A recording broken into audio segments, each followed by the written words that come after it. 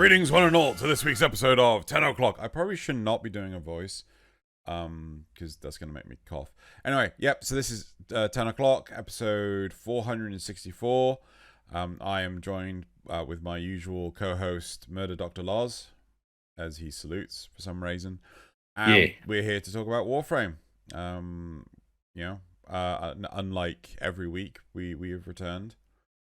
But we're going to do the same thing we do every week with emblems, aren't we, Loz? Yep. Here you go. So emblems are on screen. Ooh. They both seem pretty awful this week. Wow. People are out there wearing these, Loz. I know. You just shame them. Just utterly, just these emblems are disgusting. They are. That's Loz for you. Yeah. My preference is my one only because I'm not a fan of that translucency that's going on yours. I don't like the pixelation at the top of mine, but it's not like I like yours. I find your explosion awful, random, pointless. Why is there a star going around an explosion? Is that another explosion? Is that some sort of sea porcupine? Is that some sort of space sea porcupine? Isn't it what the hell is that? Isn't that Why is there a more than you know star going around it? I don't know. Yep. I will give yours only for the concept of the 3D effect it's kind of playing off on. Apart from that, it's an abomination before my eyes. This is what happens when you're ill and have COVID. Yes. Right, but if you wish to win 75 platinum for your platform of choice... Number 12. Whoops. Recuse has gifted us with another amazing one. Right, if you wish to win 75 platinum... He's on fire with these. Recuse, you are on fire. These are amazing. If you wish to win 75 platinum for your platform of choice, go into the description below where you'll find a link to a Google form with this week's emblems and a bunch of questions, not Patreon questions, just a bunch of questions. Just fill in the form and you'll automatically be entered in for a 75 platinum giveaway. Damn, that one is awesome. It would have been nice. It would have been if it had like a platinum symbol like in the middle, like it's the profile picture. Okay, yeah. But regardless, that's awesome. I find it inspired. That is amazing. That is incredible. Right. So so that's that. It's now time to move on to dojo dusting. So there is one piece of news. There was supposed to be a platinum giveaway with this week gone. And as a result, next week there will be a platinum giveaway based on episodes 462, 463, and 464. So all three episode entries will be pulled together to put in a submission for platinum. I think it's next week. So yeah, because there was a platinum giveaway the week that we were off. Yeah. Right, yeah. So so there's not a platinum announcement this week, like in theory there should be. It'll be next week. Right. Other news, Loz and I caught COVID. Yeah. That screwed up things. Apart from that, I don't really think we have any other news to give. What for dojo dusting? Yeah. No. Cool. Right. So now you're back there. Are we gonna have guests again at some point? Yeah. Is that a New Year thing? No. I was going to start sorting out guests sooner rather than later, but I'm trying to sort out the Kampai cast news. Is that I was going to say that's why I'd say maybe a New Year thing. Sure. Because we'll have Deviri in the New Year, so maybe that's a good time to start, put it together, kind of thing. No rush. See? Are we going to have Deviri in the New Year? Yeah, we're not getting it this year. So does May next year count as the New Year? Yeah. Well, yeah, I meant they'd be leading up to Deviri sort of thing. I meant there will be Deviri next year, which would be a good time around. Not that yeah, Deviri's out now, we can have guests. I meant that Right. there'll be dev streams and things. Yeah. And, We're gonna have guests back and everything. Don't get me wrong. yeah. I've just been trying to sort out other things at the same time. Exactly. That's why I didn't want to say, "Oh, where's the guest at?" It's like New Year thing. New Year resolution. Yes, so that's dojo dusting. Should we move on to the war report? Yeah, sure. Right. So while we were all away, Veilbreaker dropped. Yes. Sorry, Echoes of Veilbreaker dropped. Veilbreaker dropped. Yep. I don't know if you've spent much time playing it. I have. I've done my weekly Carl this week. It did feel easier. I did that was just didn't feel as fiddly. There were some new objectives to do. I think like kill things with wild jetpacking. I was like, that's pretty cool. It's different, So I thought it was all right. It felt a little bit nicer. Which Carl mission have you got right now? The Earth one. So I had to fight Sprague. I think the melee one. Right. I didn't think much of the fight, to be honest. I tried to do it it's like I had to do it 15 minutes thing as well.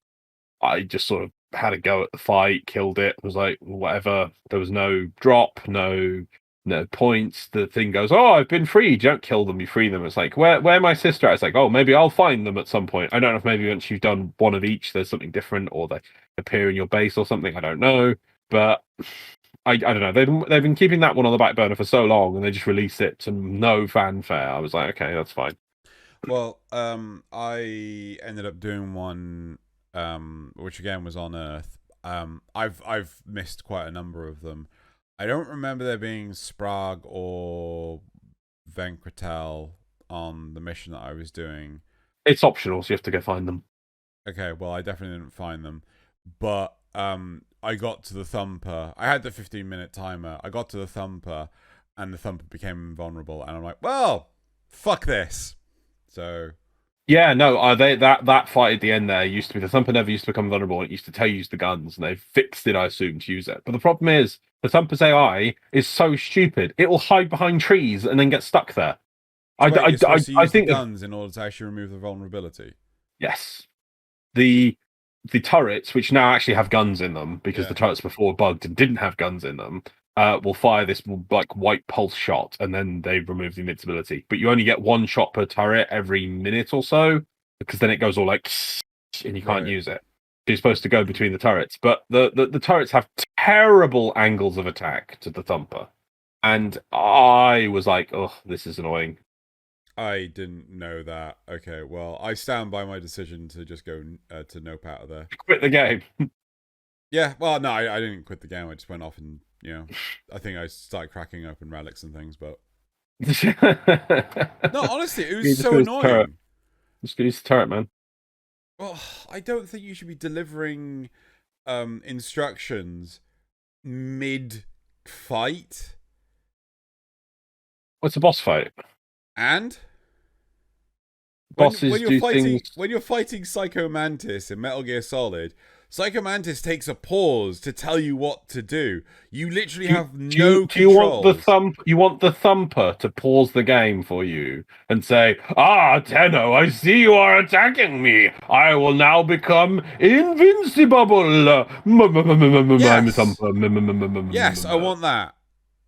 No. And then I want a cutscene. They do tell you in the audio lines if you're listening to them to go. If you're listening to them right now, I'm trying to destroy this thing.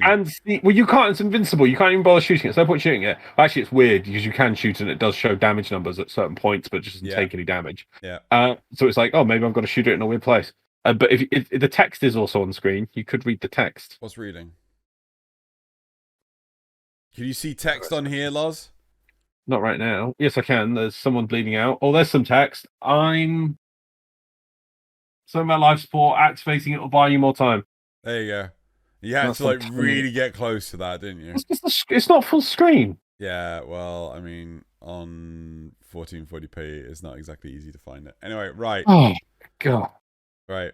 Anyway, I stand by my decision to just, go crack open some Reddits. Though I think it's lazy, yeah, that you did something else. I don't. I think it's also fine if people go, "Hey, I just don't want to do my car mission this week." That's also fine. People need to get used to that. Yeah. I don't know. They needed to introduce more missions. That's the biggest thing. I like the fact that the Archon hunt this week had survival in it. Yes. In the second option. It's like, can I have that more, please? I enjoyed that. I actually enjoyed doing my Archon hunt for once this week.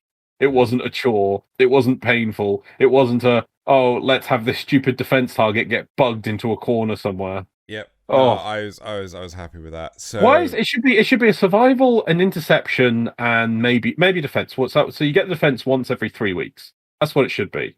Instead, I think it's defense, now maybe survival. No, it's one of them's interception. So is it which one was it? I've done defense on both Earth and the Phobos tile set. Oh yeah, I think the Jupiter one, which was the interception one, can that be changed to survival now? Survival. Okay. Well, they made it. Okay, that's at least nice. But they should change one of the other defenses to interception. Still survival. Interception's fine. What's wrong with interception? I would be happier with half an hour of survival than dealing with any of the defense. Yeah. But an interception's acceptable, endurable. Is there an Earth interception on that tile? There is Earth interception on different tiles. Yes, I remember now. And the pathing does get weirdly bugged still. Well, who cares? Warframe pathing always gets weirdly bugged. But yeah. So overall, the Veilbreaker quest. The Echoes of Veilbreaker. I do feel is a bit of a minor update. Maybe it's because their focus is on the other things, which is kind of a shame. I hope there's Echoes of Veilbreaker, because if this is supposed to be more than just, it just feels like a bit of a quick pass patch is what it feels like, just to correct a few bugs and inconsistencies, so that that the Carl quest you can now do over multiple runs. Like if it's like the free 6 Drac dog things, you can just do one each run if you wanted, and do 3 runs if you can't find them. It doesn't penalize you for that. That's it's just an oversight, really. Yeah, because and then that's all it really feels like. That there's just it needs more. This doesn't feel like.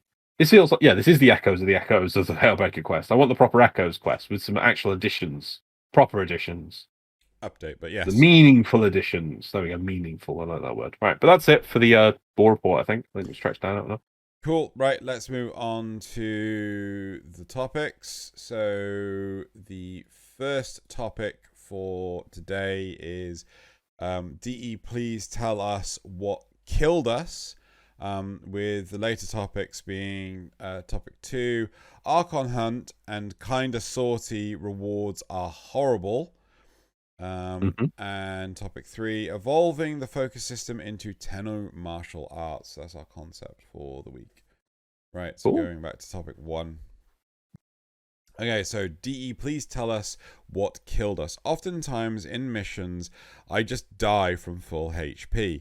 I play Inaros. Usually, yeah, I know. Yeah. Why is that all capitalized? Yeah. No, but I would at least like to know what killed me. It would help learn to play better and prioritize targets. We read the teleprompter. Also would help identify bugs, and already works in the arena, so I know it's possible. Every time I go down, I'm left asking what killed me. No, is that right? So every time what killed me? Going to! God, just ruined that. Fine. As someone mentioned, the game actually tracks what killed you in a notepad file. It just has to display that text on screen. Even if it only showed the killing blow, it would be useful. Would it?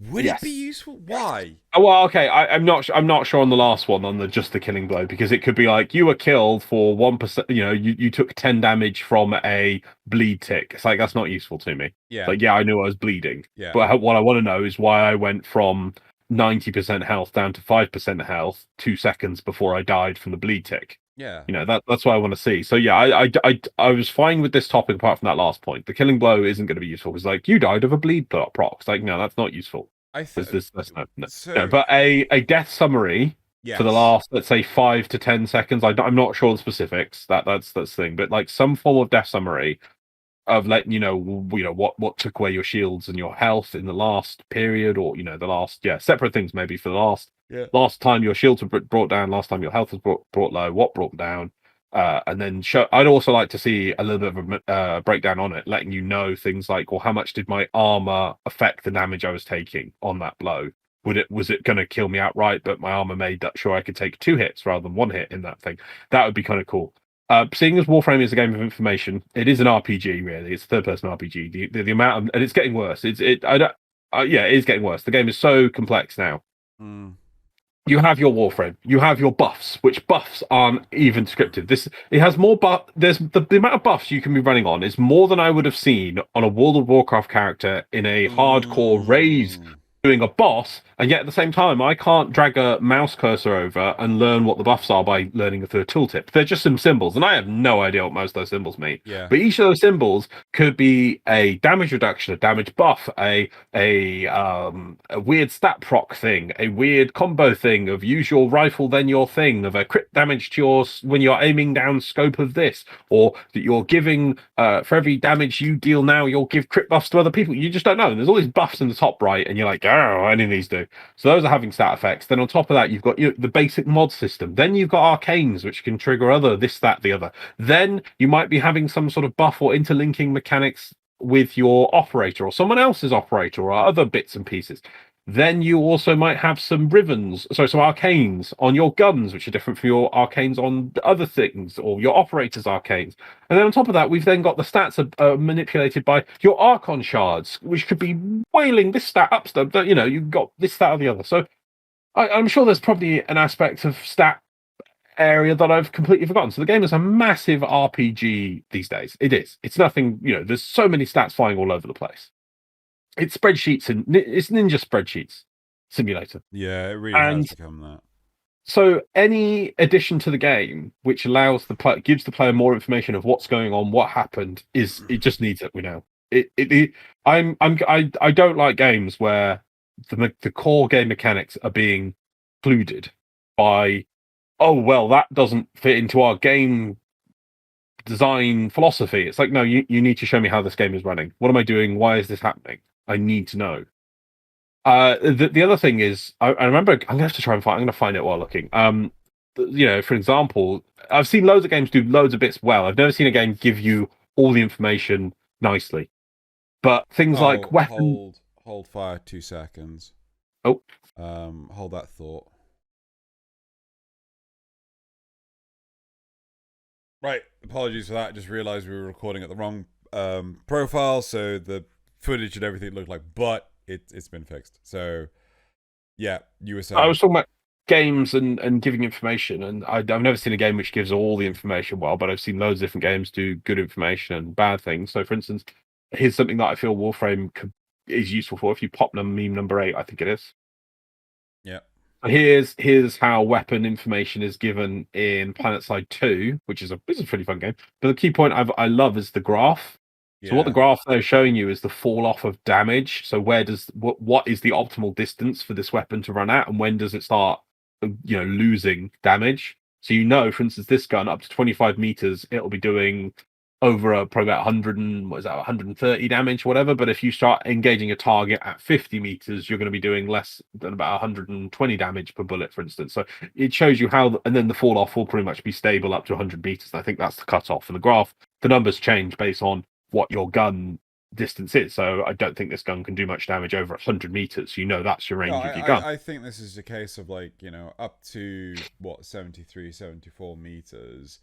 The gun then starts just doing its this is a baseline damage. If you're I think that is also there is a max distance on guns because the drop off and things. Oh, you think it's 100 meters as well? Yeah, or it could just be it's just showing 100 meters. Yeah. Is that showing 100 meters? Oh no, I think maybe the graph always shows 100 meters. It's just But either way, it's just an example of good information Delivered correctly.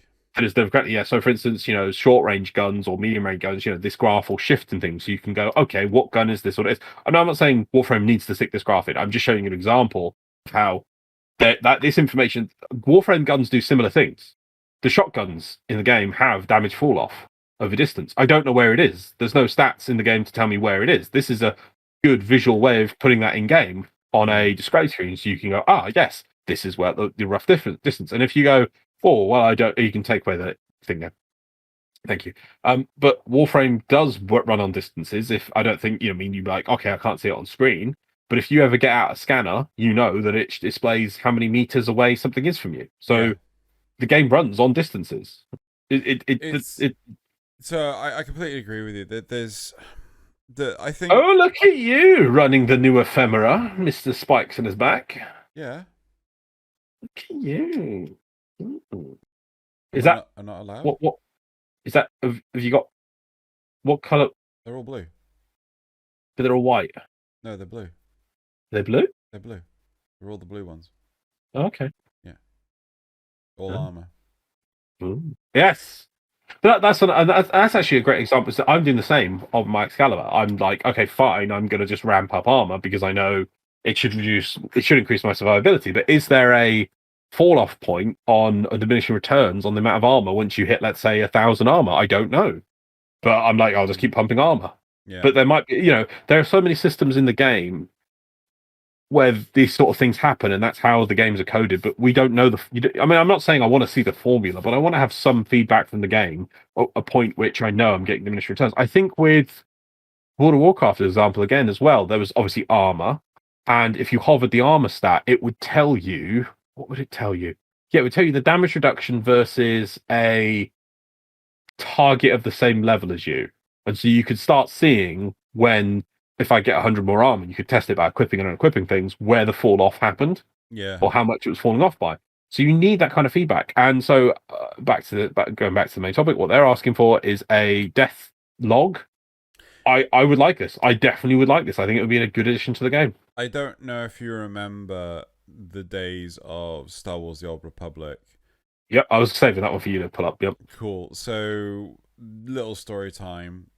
When Loz, myself, and a couple of our friends were playing Star Wars: The Old Republic, we were doing a dungeon, and I was the healer of the group, and it took us hours to run this dungeon just because of how much chaff they put in front of the final boss. And when we eventually got to the final boss, I died a number of times, and we're trying to work out why I was dying. There's no battle log. There's nothing of the sort. So we eventually worked it out, right? Yeah. But there was no indication whatsoever. Like, there was no way to review what had happened to us. So as I recall, the game didn't have a combat log in game. There was a way to get a text dump. That was only later. Was that later? I can't remember when it was added in. But again, it was an unformatted mad master list of all things that had happened to you. And it was like, well, that's not useful either. you had to quit the game in order to get the log. Yeah. And it was so stupid. You're not going to like where I'm in dungeon. Hang on, guys. We just wiped on this boss. Let me just close my game, go flick through this notepad document and try and find what happened to us. Oh, didn't even happen to me. It happened to someone else. Okay, well, I'll rejoin the game. Then you quit the game, and it was terrible. So, yeah, there's games like I also there's an app game that we play, which again is taking in lots and lots of money, called Xeno, and there's descriptions on. It's all about weapons, and you equip weapons and use them, and it's a PvP game. So people are spending thousands and thousands on this game. Yeah, you've got these descriptions on weapons, and it'll say something like, "Does this?" You're like, well, what does that mean? How does that interact in this situation? Does that work in this? Does it work like that? And you're like, can you hold on to the description, get a better definition? No, you can't. It's like a one sentence definition. I can't remember off the top of my head, but it's like you have no appreciation of, well, how and when does that work? What is that working on? You're talking about Mao, aren't you? Oh, that's a good example. Yeah, Mao. I was thinking more for like the weapon, the sub abilities for weapons. But Mao's another one. Yeah, it's like it gives a description of like, this happens when you're in a PvP and your team is at a disadvantage or something. There's a chance disadvantage. Yes, a chance summon disadvantage or something like that. And it's like a very vague term which isn't really clear. And you're like, well, what the fuck does that mean? And so the entire game's populace has a varying idea of what this possibly could be referring to. And but it's like, so it's just like you use it when there's like 3 or 4 possible factors it could be referring to. It's like, well, when are those at a disadvantage? So I assume that means lower. Does disadvantage mean no? It doesn't even mean, it doesn't say behind or anything in number versus the opponent. It's a disadvantage. Yeah. People just use it and hope it gives them an advantage.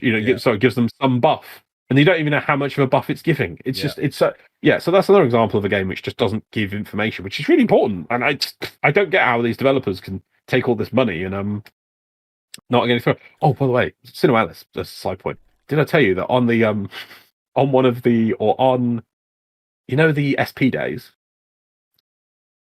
Yeah. Coliseum. Yeah. There's a bug. Somehow I found a bug that if you tap in the top left of the screen, you gain access to some form of developer console. Are you fucking real? Yeah, I took pictures. I have to send you them. Oh my God. It doesn't work. It hasn't worked. It worked on one SP day, and it hasn't worked since. And I'm like, where's all this stuff? And I didn't want to play around it too much, but I'll show you some pictures. I think I took pictures. Let me find it. Anyway, moving on. So yeah, that's the only way sometimes to find out if how these things work with bugs. I think, like, I do feel that the person highlighting here that it will help you identify bugs. I don't necessarily agree with that.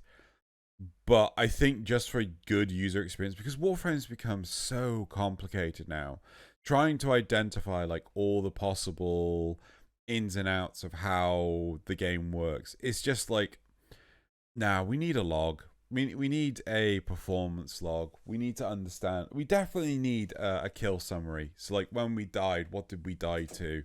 Because that kill summary definitely. Yeah. I can't remember when that was introduced into World of Warcraft. But the idea from the start. The kill summary that's in now.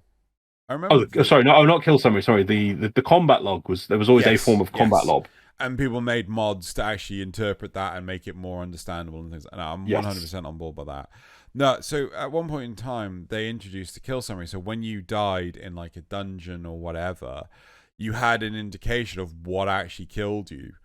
And it would give you a tally of like, over the last X many seconds, what happened, whether or not you were getting heals, whether or not, it would just show you the abilities like that you were hit by. And it was just stuff like that. So it was really useful. So I can completely understand and appreciate this person wanting this.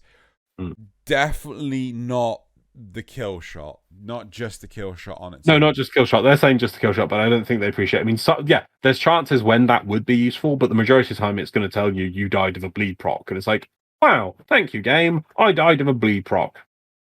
That's not useful. Yeah. At all. That's basically it in a nutshell. Yep. Replies. I'm just trying to think. How would you format it? Would you have it so that like... Yeah, that's the question. Yeah. So would you have, like in World of Warcraft styles, like this is the ability name, right? So like, let's say Grakata, you took like 500 damage from 3 different Grakatas, right? And then you could see like, Grakatas are wielded by these enemies and things like that. Or you took 90% damage from... a heavy bombard, like would you have the individual enemies stack? Like what would be your X axis is your time, right? But what would be your Y axis, right? Does that make sense?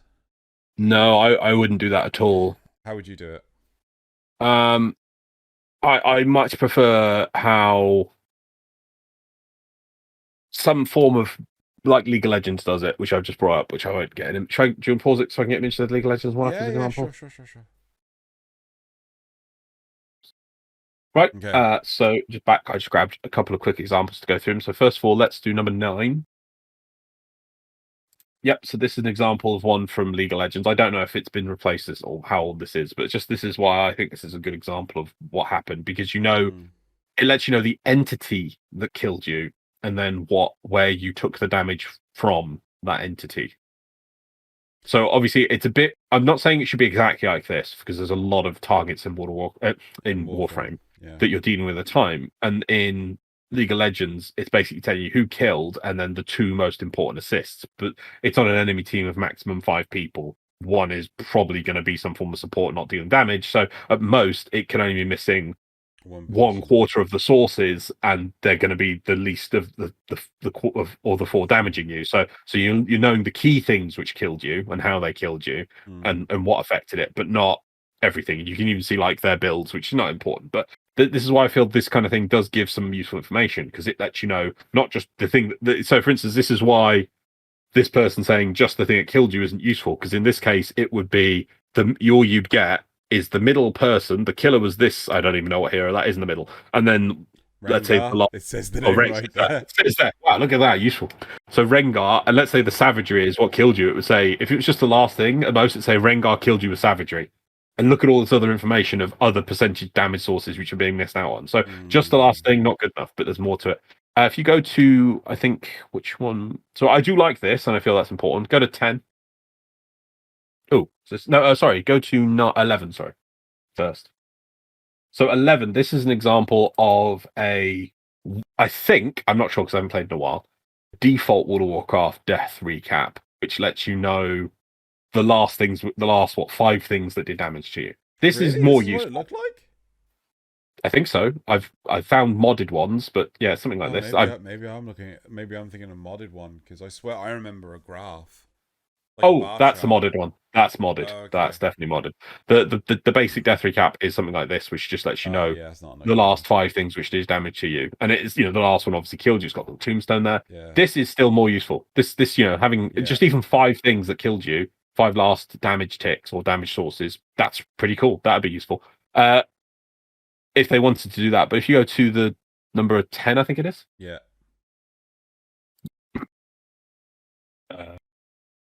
Yes. So here's a mod of way doing it. Now, I would love something like this for Warframe, which 100%. Is very useful. So the graph on the right there, obviously at the end is death because the thing's at 0. Yeah. And then you've got time intervals from each damage source from that point. So 0.2 seconds, there was this, your health was at this percentage. And so you can see over time, I can't remember what green, green's probably points of healing. Yeah. But then the first one goes down. I don't know. But it's probably more to it. But you can see the different instances that happen. And then, so if you had something like this in Warframe, you'd know that basically the majority of the damage was whatever that last damage source was. Yeah. And it happened in 0.2 of a second. It's like, oh, okay. You can also then go through past deaths. I think this is probably too far for Warframe, because remember we have to operate on a controller as well. You can go past deaths, and then at the bottom there you've got sources of damage, overall damage taken before all death. Oh, it's before all deaths, but you can then alter it and adjust it. It's probably too far, but there's key things I like the graph, which lets you know where did you take the damage, and also you can then break down the information with it. So yeah, there's definitely loads of different ways that Warframe could do it. I think something like this graph, because the one thing you want to see is shields, and shields being a separate health pool is kind of important. And so I'd like to see, you could also then let people know with a different symbol in the death log if shield gating came into play. If your arcane, I like the arcane mod that regenerates my shields randomly damage. That can be really useful. So I could see, bam, that popped in. Oh, that's really cool. It saved me. And then shield gating saved me again. Oh, that's really cool. I'm really going to keep using that because I think it's useful. I can actually see it having an effect in this graph. What I would likely do is a stacked bar chart where you have your shields and your health, right? Yes. And then have it like intervals like this, so you can see what it is over the last, I don't know how many seconds since you died. And then as you navigate through the bar chart, like I'm imagining it like a slider thing to easy access for a controller. Yep. At each thing, it has a summary at each point saying like a little tooltip appears for that section of the graph. You highlight it, it changes to next one, next one. Probably summarize a bunch of it. So like if you've got things like 5 lancers on you, right? It just goes 5 times lancer did total damage. Yes, yeah. Right. Yeah. Stuff like that, just for ease and things. Because obviously, as you said, you got like abilities and stuff that come into effect. Things like, Oh god, what's there's an Oberon heal that instead of actually taking fatal damage, you just like, oh yeah, Phoenix Renewal. There you go. Yeah. Which plays completely different. I don't even know how Phoenix Renewal works properly. If I had something like this, like, oh, I can see how this is working properly now. You could test it and see the outcomes of it. Yeah, definitely. So, Oh, yeah. you might say like, oh, Warframe's never needed it one this far. This is not the game we were playing almost 10 years ago. Yes. The Yeah, game 10 years ago was a lot simpler. The mods, there was, I mean, come on, there were so 10 few years mods. ago, you didn't even have the Damage 2.0. Yeah. Yeah. Damage was a lot simpler. Taking damage, the options available to the most complex thing when it came to taking damage and surviving back then, which still exists, is the oh god, what was it called? Quick thinking mod that generates energy into health on fatal damage. Is it on fatal damage? No. There's one which might be. Yeah, because you combined it with rage, which was when you took health damage, you gained energy. You combined those two. That was the complexity back then. You know, those two mods, and that's all you had for like taking less damage and doing less. You know, there was. Oh, You know, that was yes. It. Yeah. I'm with you. There was no. Oh, let's have this yeah. arcane. Let's have these operator abilities, and let's have and like I don't know. God, what I mean, just look at Trinity. You know, it's just like it was so complex of just push one button and everyone's on max health again. The helmet system. Oh, helmet! Yeah, helmet! Oh god, yeah, helmet plays this, that, the other. Blah. Yeah. You know, it swaps everything around. You know, so there's so many more things going on at this point. Yeah, it's like that's more work for the developers to add in, and it's like, yeah, but we need it. I really feel we need it. Yeah. It's been for like the last 5 years. There's times when I just go into high level missions. I don't know how to play. You know, I'm not an expert at this game, playing it or anything, and I just go, I don't know, I'm taking damage from. I'm just taking damage. I'm taking 1 billion damage from somewhere. I know that in blind everything.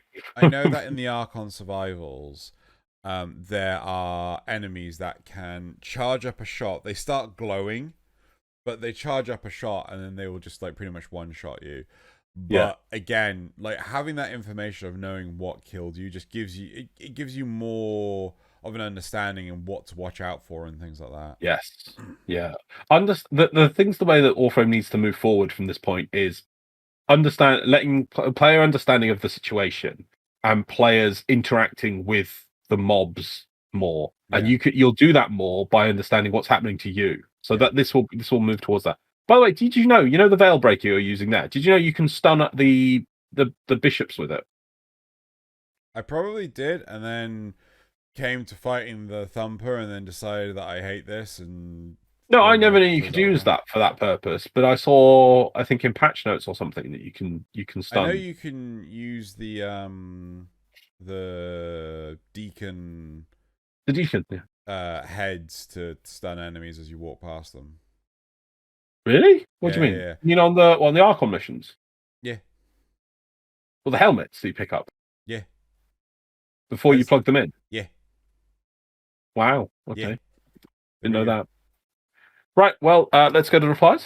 Yeah, let's go to replies. We have these somewhere. Sorry, I'm not looking for pictures everywhere. Right. I realize more and more when I die, every time I observed how I die. After many observations, I found out that if you're not using a tank frame like Nezha or Revenant, Aniros does not count, you will get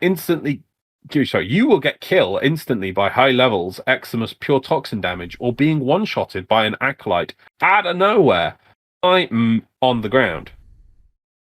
We read the teleprompter verbatim. I don't think this is accurate. Like No, I don't think you need to use, especially in this day and age. What does the tank frame mean anymore? It's just about survivability. You can add a bajillion armor into any frame now with the bloody shards. I don't like this comment, especially telling people like, oh no, you shouldn't play that pile of trash. You should play my godly thing. Like, no, you should be able to play what you want, and you should be able to customize like how. Like, I play Oberon, and the survivability of Oberon is through the roof because I just constantly am healing. You know, I take any damage, I get more energy, I'm still healing it. Yeah, I mean, obviously they say being one-shotted. I'd like to see them being one-shotted, but maybe it's like, okay, well, if you're playing, I don't know, let's say Banshee, maybe you need to think about how you're playing Banshee. Maybe play a little bit different. Maybe on these missions you might need to play with some helmet abilities, or change your Sentinel, or change. There's options. Any frame can be played. I feel. And that's the good thing about all this variety is there's so many infinite combinations of things you can put together. The problem is it's hard to work out exactly what's all that is giving you because we need feedback. We need better feedback for the game. Anyway, move on. Every time I play Apex, I wish Warframe had the same death log screen. Oh, can you pause for a sec? I will go find a Apex death log screen. Apex. There you go. Right, went and found one. There seems to be a pretty good system for doing this sort of thing. As you've got left, I think, is who you are, and then the right is your killer, and you've got a breakdown in the middle, and it lets you know what damage was done to who by whom. So, this is showing that the main person took 3 damage points from Wraith 1896, and then, I assume they were killed in one of those, or knocked down by, is that the top one, is it? And then there's also damage that points they did to Wraith 1986. So, yeah, it's you can see a bit of a back and forth. I think this works good for a PvP where it's, you're going to a lot of one-on-one going on there. So you can see how close you were to killing them, sort of thing, I assume, from that amount of damage. But there's not going to be this much information for Warframe. Like, you're not going to know anything about the dude that killed you, or, it's not like they're going to have any special stats or anything. Yeah. They're just a dude from the left. And too much of this thing is wasted on letting you know the profile of the person instead of, at least they've still got that information. It's still more than Warframe has, which is good.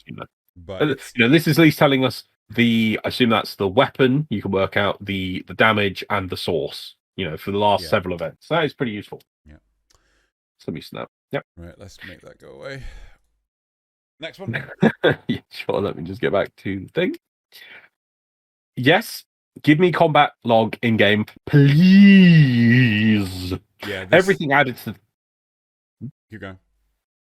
Everything added to the game makes it more rocket tag than ever. Get hit and die, so don't get hit or be invincible is basically the name of the game for the majority of frames. So understanding what clipped you to try and avoid it next time is super useful.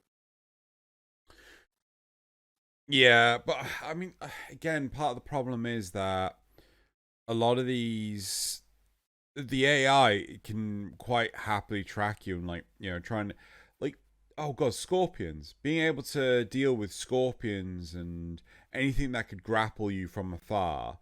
Are we going to see you fail here, by the way?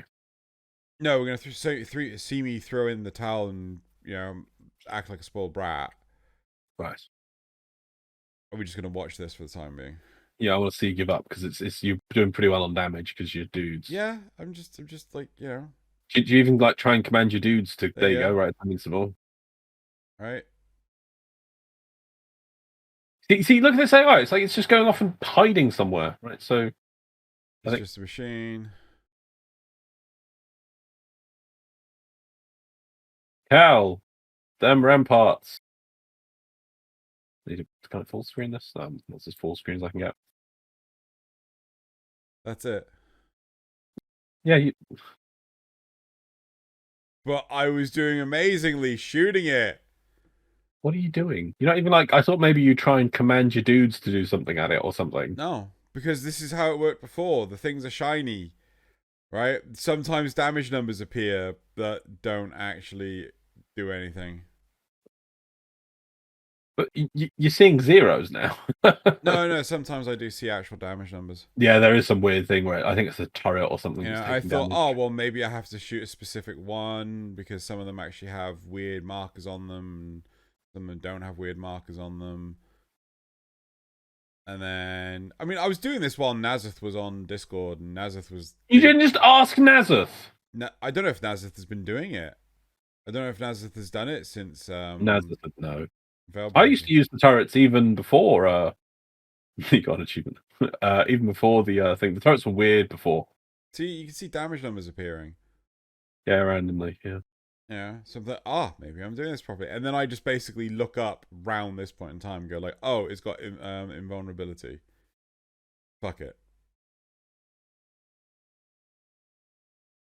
You know, where are the turrets? They're somewhere around here somewhere. They're I up know. above. Maybe put a spotlight on them. I don't know. They're in little hand. There's one right there. Right, that red light. That red light. That red light. That's a turret. That's a turret right there. That red Yep. light. That red light's That a red turret. light. Yep, that one there. There's a turret right there. I mean, typically you put the light on the thing that you're supposed to use, not underneath it. Oh, look, there's another. See that red light in there? Yeah. The red lights. That's where the turrets are. Anyway. See that red light distance there? In that direction? Yeah, there's a turret over there. Yeah, see those damage numbers that aren't actually damage numbers? You know, since to repeat the same thing and expecting a different result is the definition of insanity. Oh, yeah, and then Nazareth said something about, if you swap your weapon... gun. How did you drop your... Oh, You swap weapon, and then you just can't do anything. You're stuck on melee. Literally, you can't do anything. You can't even pick up the weapon again. Really? Yes. I was stuck on melee at this point. You just can't. I think if you use the turret, it would work because there is some weird thing when you. It's always been this with the turrets. You use the turret and then it drops the gun again. It's weird, right? And now it seems to do this sort of auto pickup thing when you use the gun. Then you sort of picking up the gun. It does a weird animation. So maybe they've tried to fix that. I know. Oh well. It's the same with the Murex because apparently he accidentally had to fight the wolf with just melee because he accidentally dropped his Grattler and then couldn't pick it up again. And he couldn't use Grakata or anything. Anyway, right. So, do we have any others? Yes. Last one is I would also very much like to know in the chaos of Warframe combat, death is often. Sorry. I would also very much like to know in the chaos of Warframe combat, death is oftentimes very sudden, and I would love to have a simple rundown of why I'm so bad at the game every time I die. That's fair. Yeah, I think it'd be very useful. Definitely. Yeah. Okay, then should we move on to topic 2? Yeah. So I think we've covered that topic. I do believe it's something that needs out of the game now. In the past, it wasn't needed. Definitely something that's needed now in the game. Yeah, it's too much now not to have it. Yeah. Okay. Right, topic 2. The Archon hunt and kinda sortie rewards are horrible. Archon hunt and sortie rewards aren't great. Zariman bounties, on the other hand, have no 24-hour time gate, have 3k and 4k endo in their reward pools, have a smaller drop table than sorties, so more consistent loot, require just one mission to receive rewards in addition to void plumes, which can get you even better rewards, have no possible game modes that take up more than 10 minutes to complete, e.g. survival or defense. In fact, sometimes it's just a simple exterminate for a T5 bounty. Right. Oh, sorry, there's more. Apologies. Sorties are old, and many older systems are just left to rot in this game. So fine, whatever. I just won't do them. But now we have the Archon Hunt, a brand new system that comes with a brand new rewards in this newer day and age. It's also a weekly timer, so the rewards must be... Wait, no, it's literally the fucking same as sorties, except few values are changed. Archon shards are cool and all, and I do these because I want them. But that doesn't change the fact that the drop tables is absolutely horrendous. The endo is increased, sure, but in a time where many mods we need can cost 40,000 endo, it simply isn't enough. The shards are great, don't get me wrong, but it's not enough to redeem it.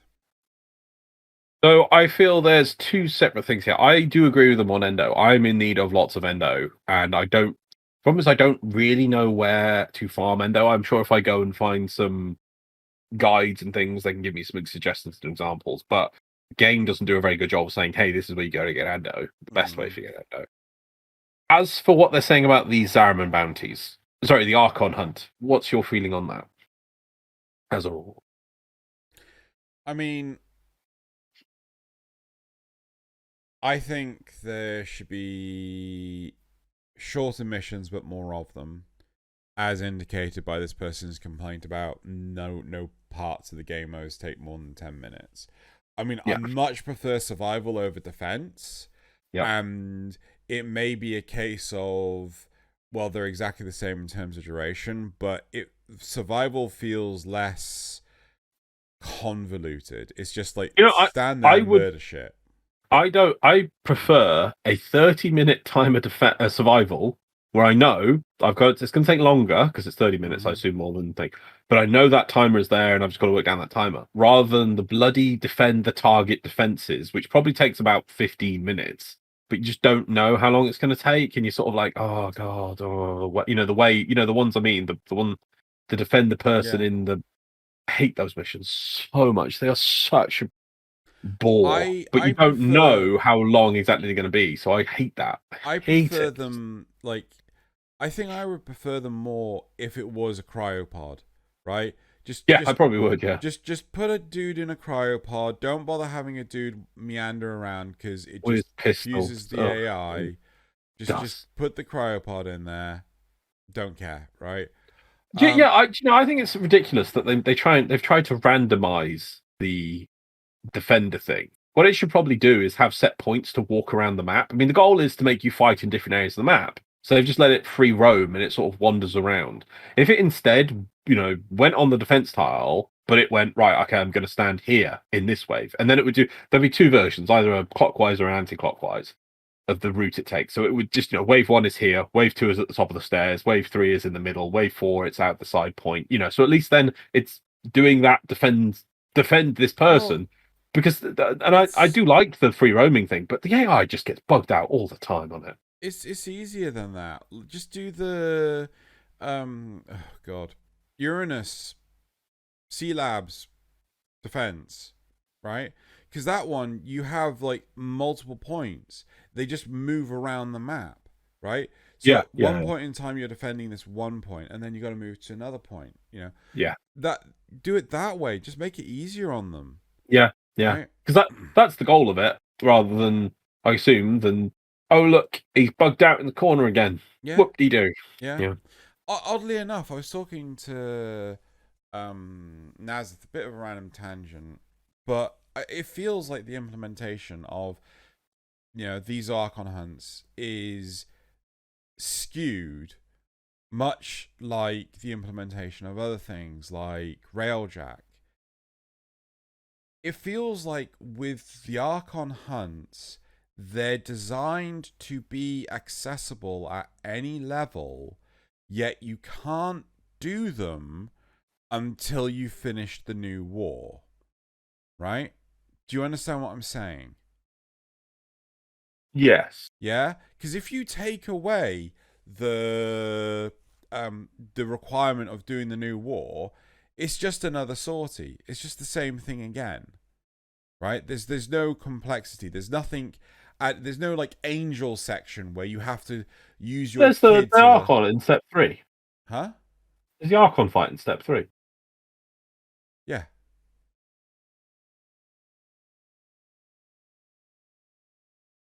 Yeah. You're saying there's no bit like the angel. There's the Archon fight in step 3, which is like fighting an angel. Bit different, I know.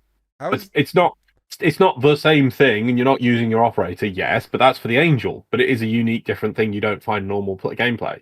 You have to fight in 2 areas. It does weird thing. Each Archon is different. That's the same as like fighting Vayhek. No, Vayhek's stupid. Because I can't fight. No, that is different because I can fight Vayhek, normal Vayhek, on the star chart. Yeah. Can't fight an Archon on the star chart.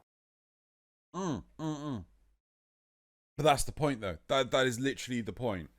If they didn't have the requirement of you doing the new war, and this was just like, yeah, you've got these new Archon sorties, right? It's just the same content. As what? The rest of the game.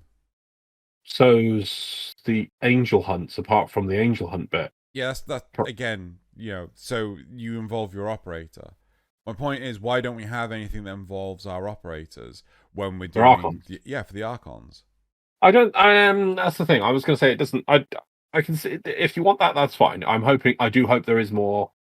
I mean, I could also say, why isn't there more necromech content when fighting operators? Fighting Archons. Why not?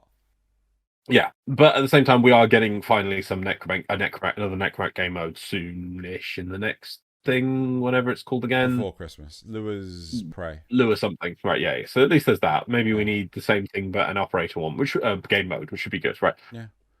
This topic about Archon Hunt rewards are horrible. I'm completely against this so far because it's just the so same as what- sorties. It is literally the same as sorties. Yeah, no, it's fine. It's a copy paste sortie that you can do once a week, right? And the only exclusive reward is the Tau shard. That's all you're doing it for. So if you don't want to go try and get Tau shards, just don't do it. You don't have to do it. And I like that. It's optional. But you don't have this to hunt person, this person wants to be able to. It takes time to actually do a Archon hunt. They want to go you only for do it once a Tau week. shard. Huh? Right, that's the thing. So yes, the thing is, if you want to go for a Tau shard, because they're saying multiple rewards. They say rewards. You do get multiple rewards. We have Archon hunts. No, you're getting a sortie reward, which you can get from sortie. That's it. And you could say the chance of a Tau shard. That's all you get. And it's like, apologies. Yeah, and a shard. what about the other shard? No, you can get those from Carl missions. You don't have to do them.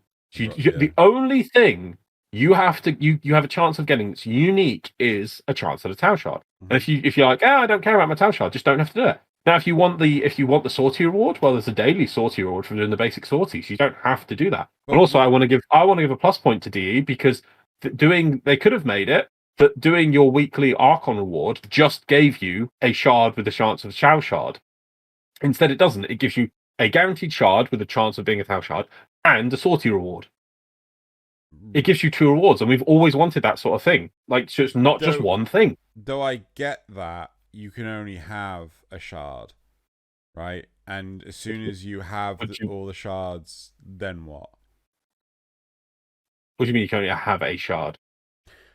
Well, that's the additional reward. It's like the shard. You can't go like, oh, here's a chance, right? Okay, you rolled an Archon, sorry, not an Archon, an Iatan sculpture. Here's another chance. You've rolled a Riven, right? It's a case of no. You get one chance at the reward table and an Archon shard.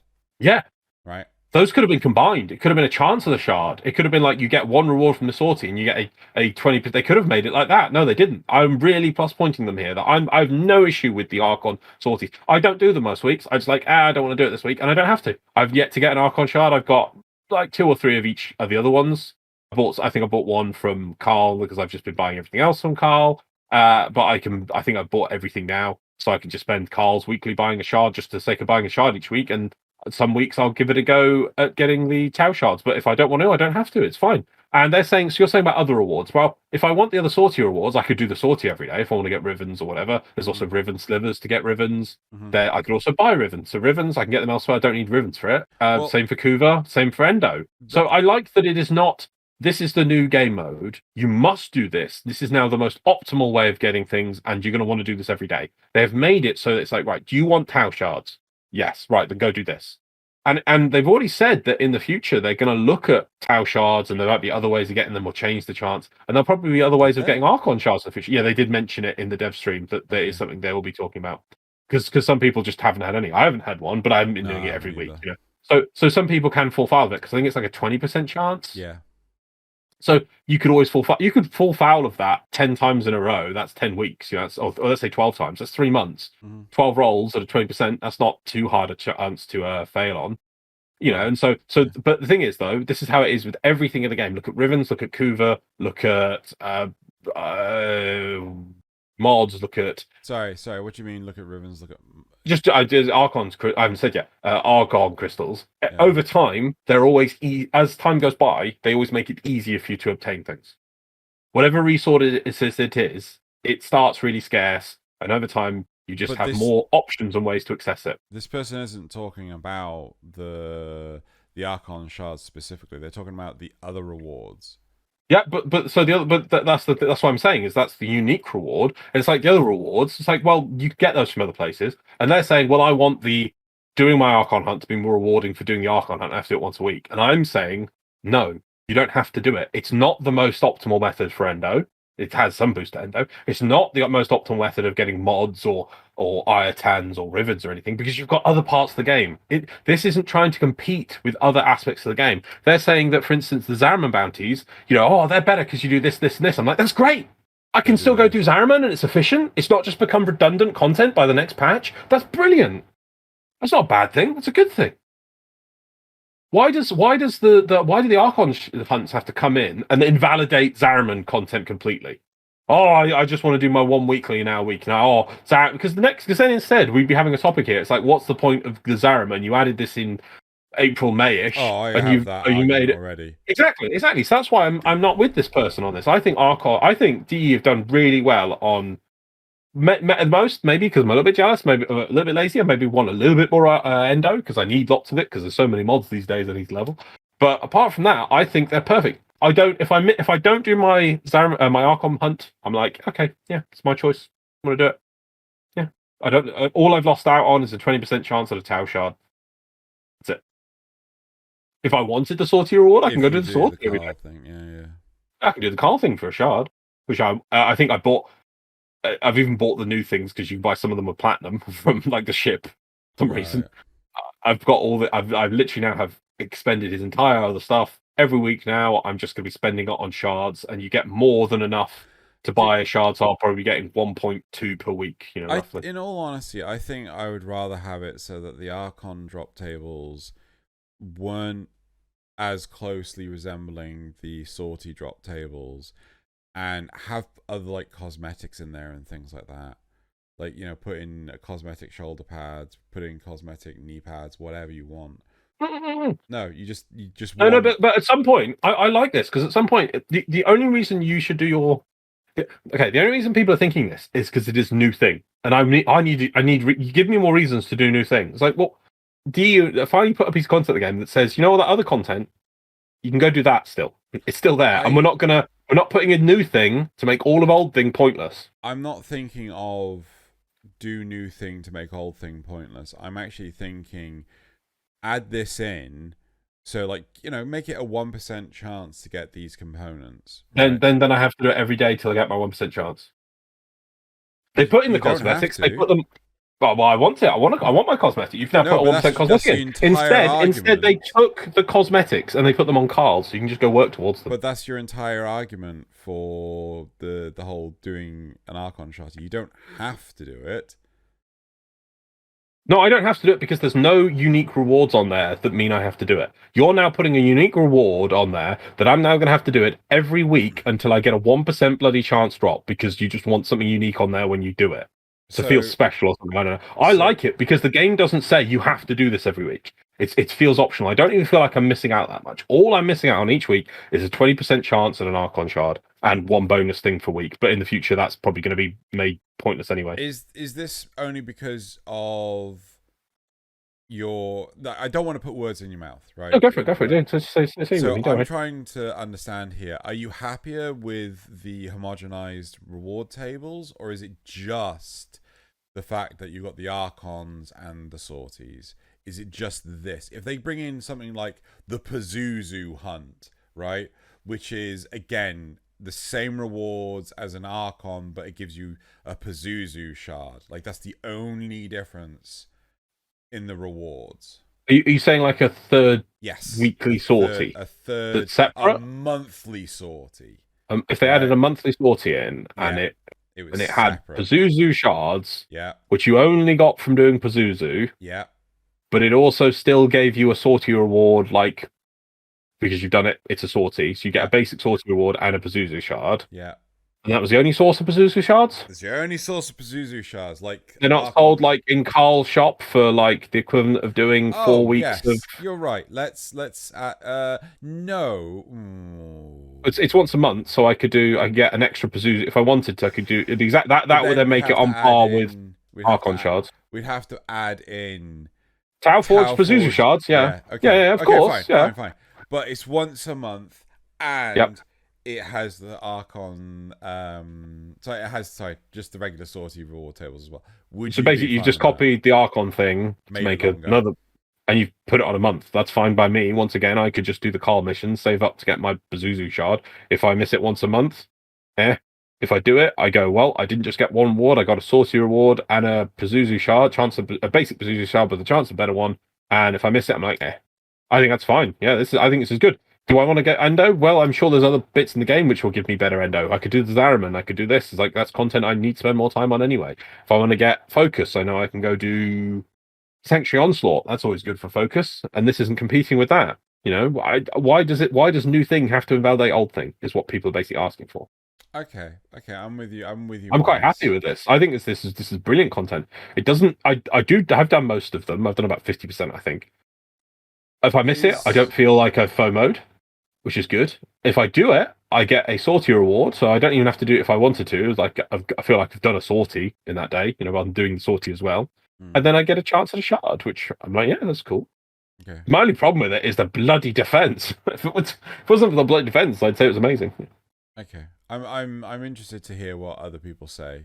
Definitely, yeah. Because like, I was on the side of the original poster, and now I'm not sure what side I'm on anymore. Because like, homogenized reward tables aren't great, because then why would I bother doing the harder thing? But there isn't specifically homogenized, because you still get that one thing that's it's designed for.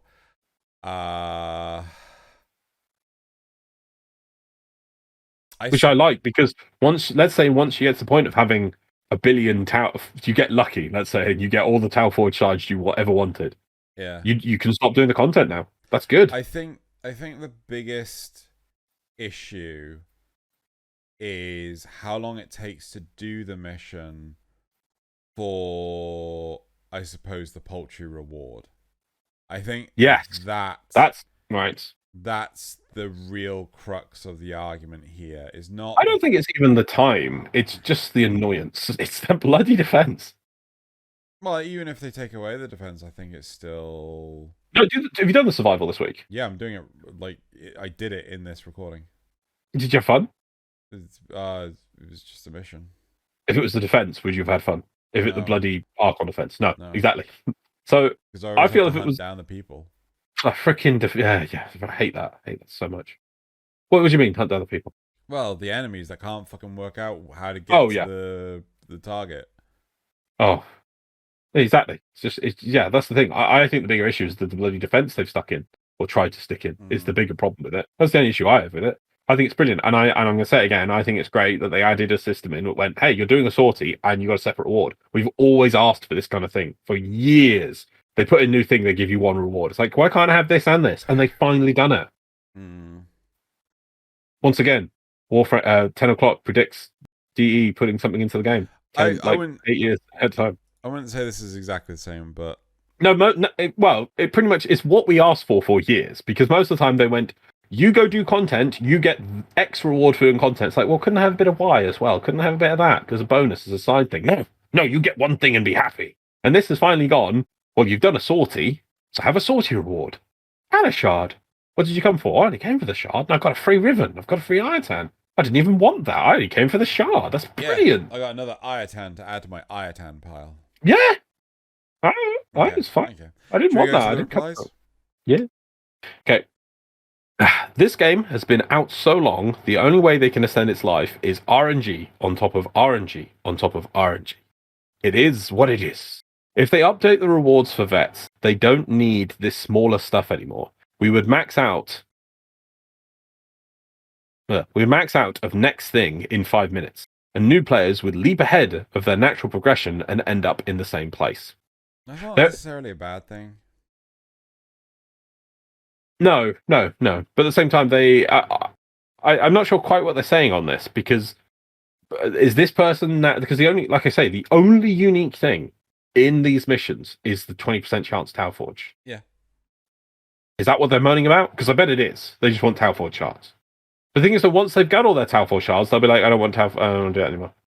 Yeah. Which is good in some ways, but then the thing is they'll say content drought, and I'm like, you don't get it. If you get good rewards fast, you'll play the game less. And that's a no-no in DE's book. That's also not true. If that was true, you'd be going to a mission. It's like, have one ferrite. Oh, you want to do another mission? Have one ferrite. Well, you're going to need 450, so keep doing missions. Have one ferrite. I always find it interesting how games, like, they don't give you like small values for anything, right? You could divide everything by a factor of 10 or 100 and still have like shit tons, but people don't like doing things in units smaller than 10. Yeah. Right? It's so weird to me. Like, oh yes, that will be 1 copper. 1 copper! That's ridiculous. Oh, I'm disgusted. I'll be 10 copper. That's more like it.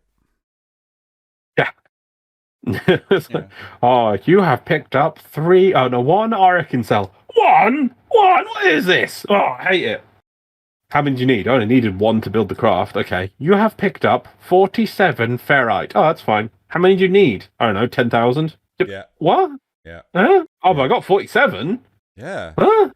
How many? What? You know, yeah, there is a thing about it that people don't seem to mind as much when they're getting multiple. Yeah. But that is normally the case that you then more common, but it all balances out. But I know what you mean, is sometimes things don't have to have all the zeros on the end. Yeah. Just like work with 1. Where are we at? Third one. Third one. I'm just glad that Archon hunts don't drop boosters. Yeah, I'm pretty sure they do. I got a mod chance booster from 1. Anyway. I stopped doing sorties partly because the Endo and Kuva rewards are weak, but also because boosters tend to drop when I wanted/need them least. The Steel Path incursions are my sort of sortie now. That's cool. Yeah. What? Okay. What?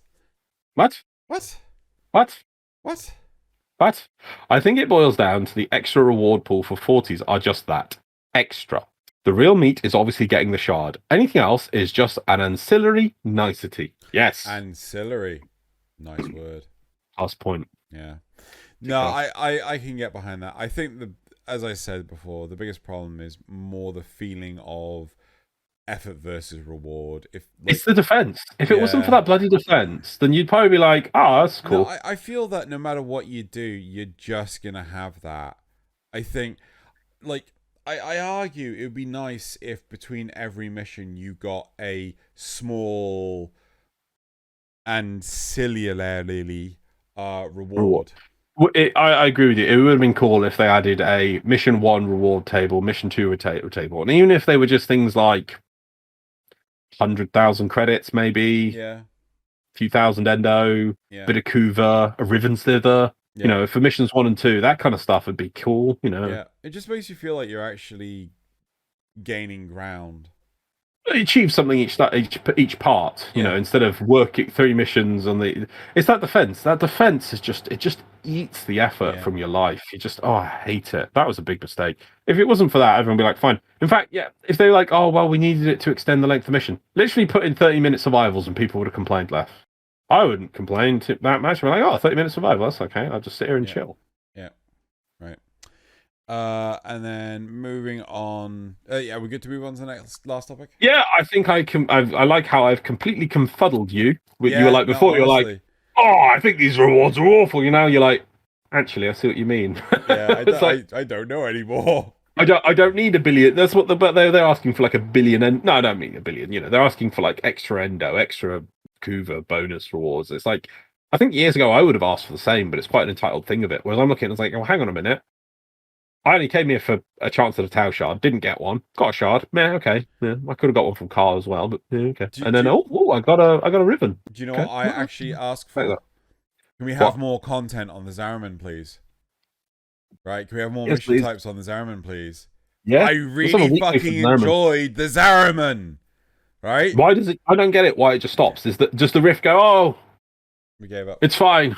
I will not try and crush these poor people anymore. I appreciate you have done enough, Tenno. I will stop fighting them. It's like, no, it should keep going. It needs a weekly. You know what we should ask? We should go back. We should ask everyone. Yep. Have you decorated? I haven't even put a bloody thing in it. I hate it. Zariman player space. Housing space. Space. Player housing. Dormer zone. I really want to know. Like, people whinge for that for so much. Like, oh, I want player housing, I want player housing. It's like, right, I want to know, did that actually make a big impact? I don't think it does. No. People like the concept and then don't do anything with it. I think the first time I realized this, why? Do you know why people? Because there's nothing to do in that. No. Do you know why people demanded it? Because they think they're creative. I don't know. No, fucking Final Fantasy 14. Because it was just around the time with the huge resurgence of Final Fantasy 14 off the death of fucking. Well, I say the death. It's not that idea. The World deterioration of World of Warcraft. Yeah, the Exodus. But the unique thing about Fantasy 14 is it has a reason, a purpose. They make it that house. You can't just buy houses. There are a set number of houses, and they are exclusive. So you appreciate it when you get it. You're not just given one because of the fact you have an account. Yeah. I've seen other games. The one I remember first seeing player housing was Guild Wars 2. Yeah. And I remember somebody showed me their guild hall. It's like, oh, this is our guild hall or whatever. It was this massive space. I'm like, well, what do you guys often do anything here? No. Yeah. Like, it's just an empty, void, sterile space, and you can't do anything with it. It's like, oh, but we'll have meetings or things here. It's like, no, you won't. You'll just have on Discord out of game. Yeah, the stupid thing was that with the dormer zones, right? The problem with the dormer zones was the fact that you couldn't invite players to come to your dormer zone. Like, well, what the fucking problem was this, right? Yeah. We've got. But I still to this day loved Scott's response of, "But you already have them." It's called the Guild Hall. Oh right? Yeah. And no one uses them. Yeah, no one fucking uses dojos. So the only thing dojos are used for is for the people who want to make it as like a 3D building software to build like a 3D thing with limited you don't have to learn how to use Blender or something. You can just do it with the Lego bricks they give you. That's why people love it, right? People like decorating their sets because it's where they work. It's where that's where you actually live and work. The dormer zone doesn't have any active features. You don't have a reason to go there and use it. So when I have a video game character about a game which is about going around killing things and doing things, it doesn't have to rest and relax in the dormer zone. There's no meter I have to build up in the dormer zone to make it go do things. It has no functional. It's just it doesn't connect with the world. So what is the point of the dormer zone? Yeah, it doesn't. And that's what people love the concept and will ask always for player housing space. The thing of Final Fantasy 14 is you get there as a guild, and because you have to actually it's not just as I say, it's not just a space that's given to you. You have to pay for it and you have to get the chance to own it. So and then if you stop paying for it and you stop dealing with it, you lose it. So that those key aspects, it's limited to get, and you'll lose it if you don't do anything with it, make it feel special, because we are maintaining this space, we're keeping it alive almost. And we've decorated to our own, this is our own personal space. If you want to hang out there and just do stuff, well, for the role playing part of that, at least it is a special space, not just I push a button and I teleport into my players. But there is actually in the inn of the you get like I think you can decorate it a little bit, I'm not sure. You get like a little private area in the inns of Final Fantasy 14. I've never seen any videos or anything done there because it's just given to you. You don't. Yeah, you just go there to store equipment, and you leave again like a proper inn. So yeah. Right, let's move on. That's not what we're talking about. What are we talking about? Right, topic 3. Evolving the focus system into Tenno martial arts. I want to make focus ability passives that are both capable of matching up to the high level content, but will require specific skill based actions to perform. This is much like some of the arcane abilities, where some certain actions grant a small niche buffs. However, these passives for the focus system were designed to truly emphasize the philosophy of the 5 Tenno schools. Basic format for the focus system and passives. Each 5 schools contain a set number of passives and perhaps their general activities to utilize. Passives are now uniquely triggered by players. Then it's not passive. Passives are now uniquely triggered by players through enacting certain actions similar to the arcanes. These No, passives they are passive. That is passive. Is if whatever you're doing has another use apart from triggering the passive. If it's like, I don't know, do a ground slam and it triggers, that's, you meant to do the ground slam, and a passive is triggered by doing the ground slam. If it is instead push crouch 3 times in a row, that is not a passive because there's no real reason just to tap crouch 3 times, but to activate this.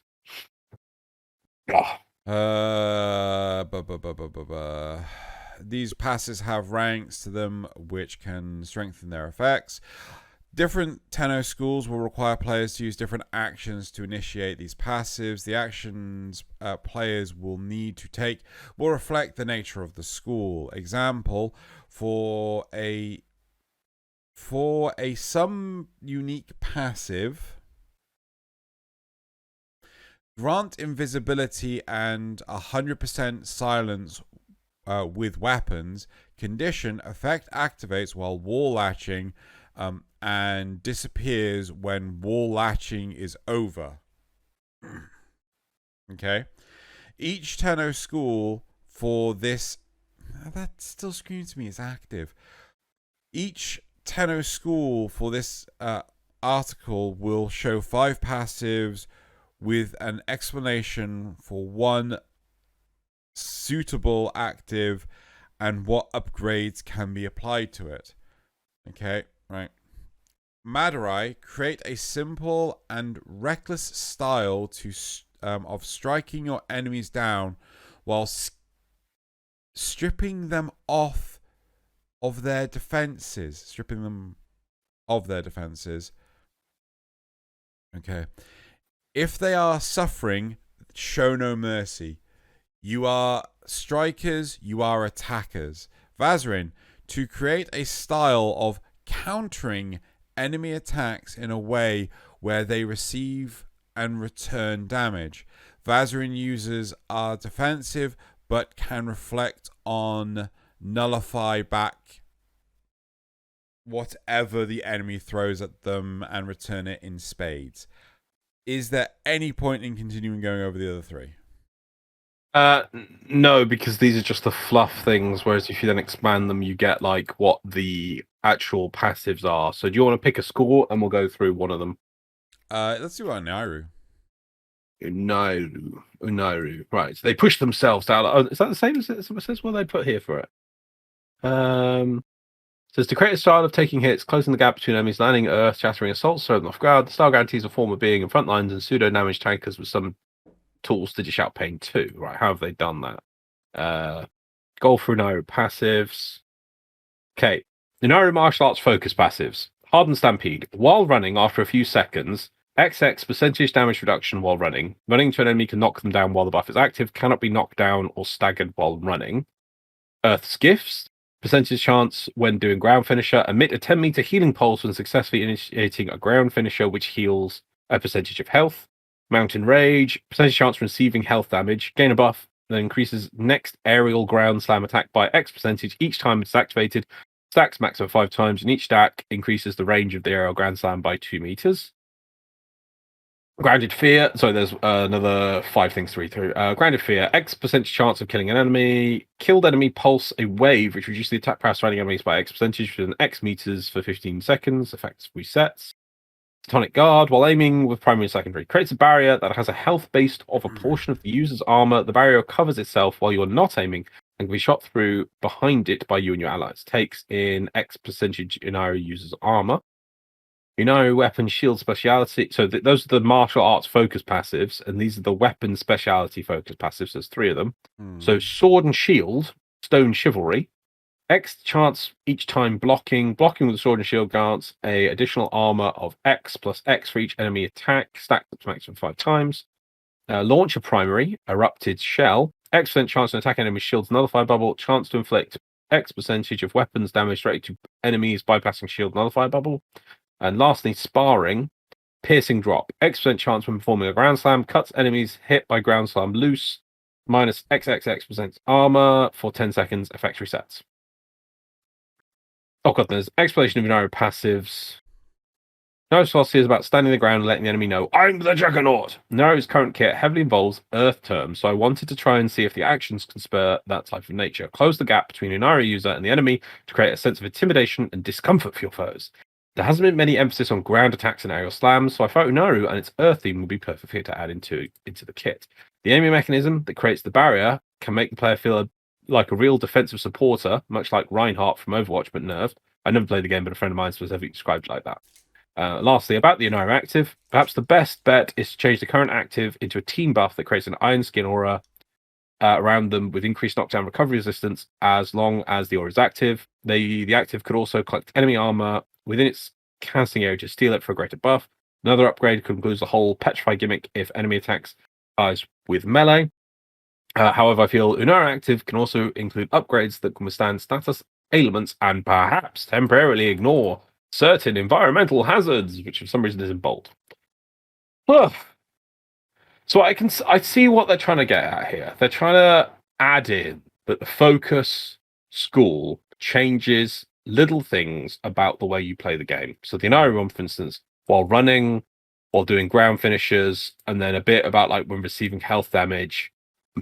And then I like the idea of schools having certain weapons that are their school's weapon. That also is kind of cool.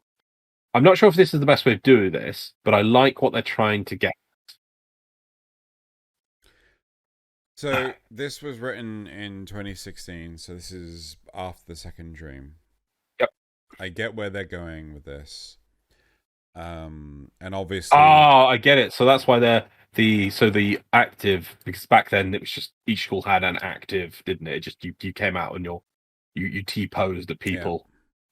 Yeah. There were like special things, special effects and stuff, but yeah, pretty much. I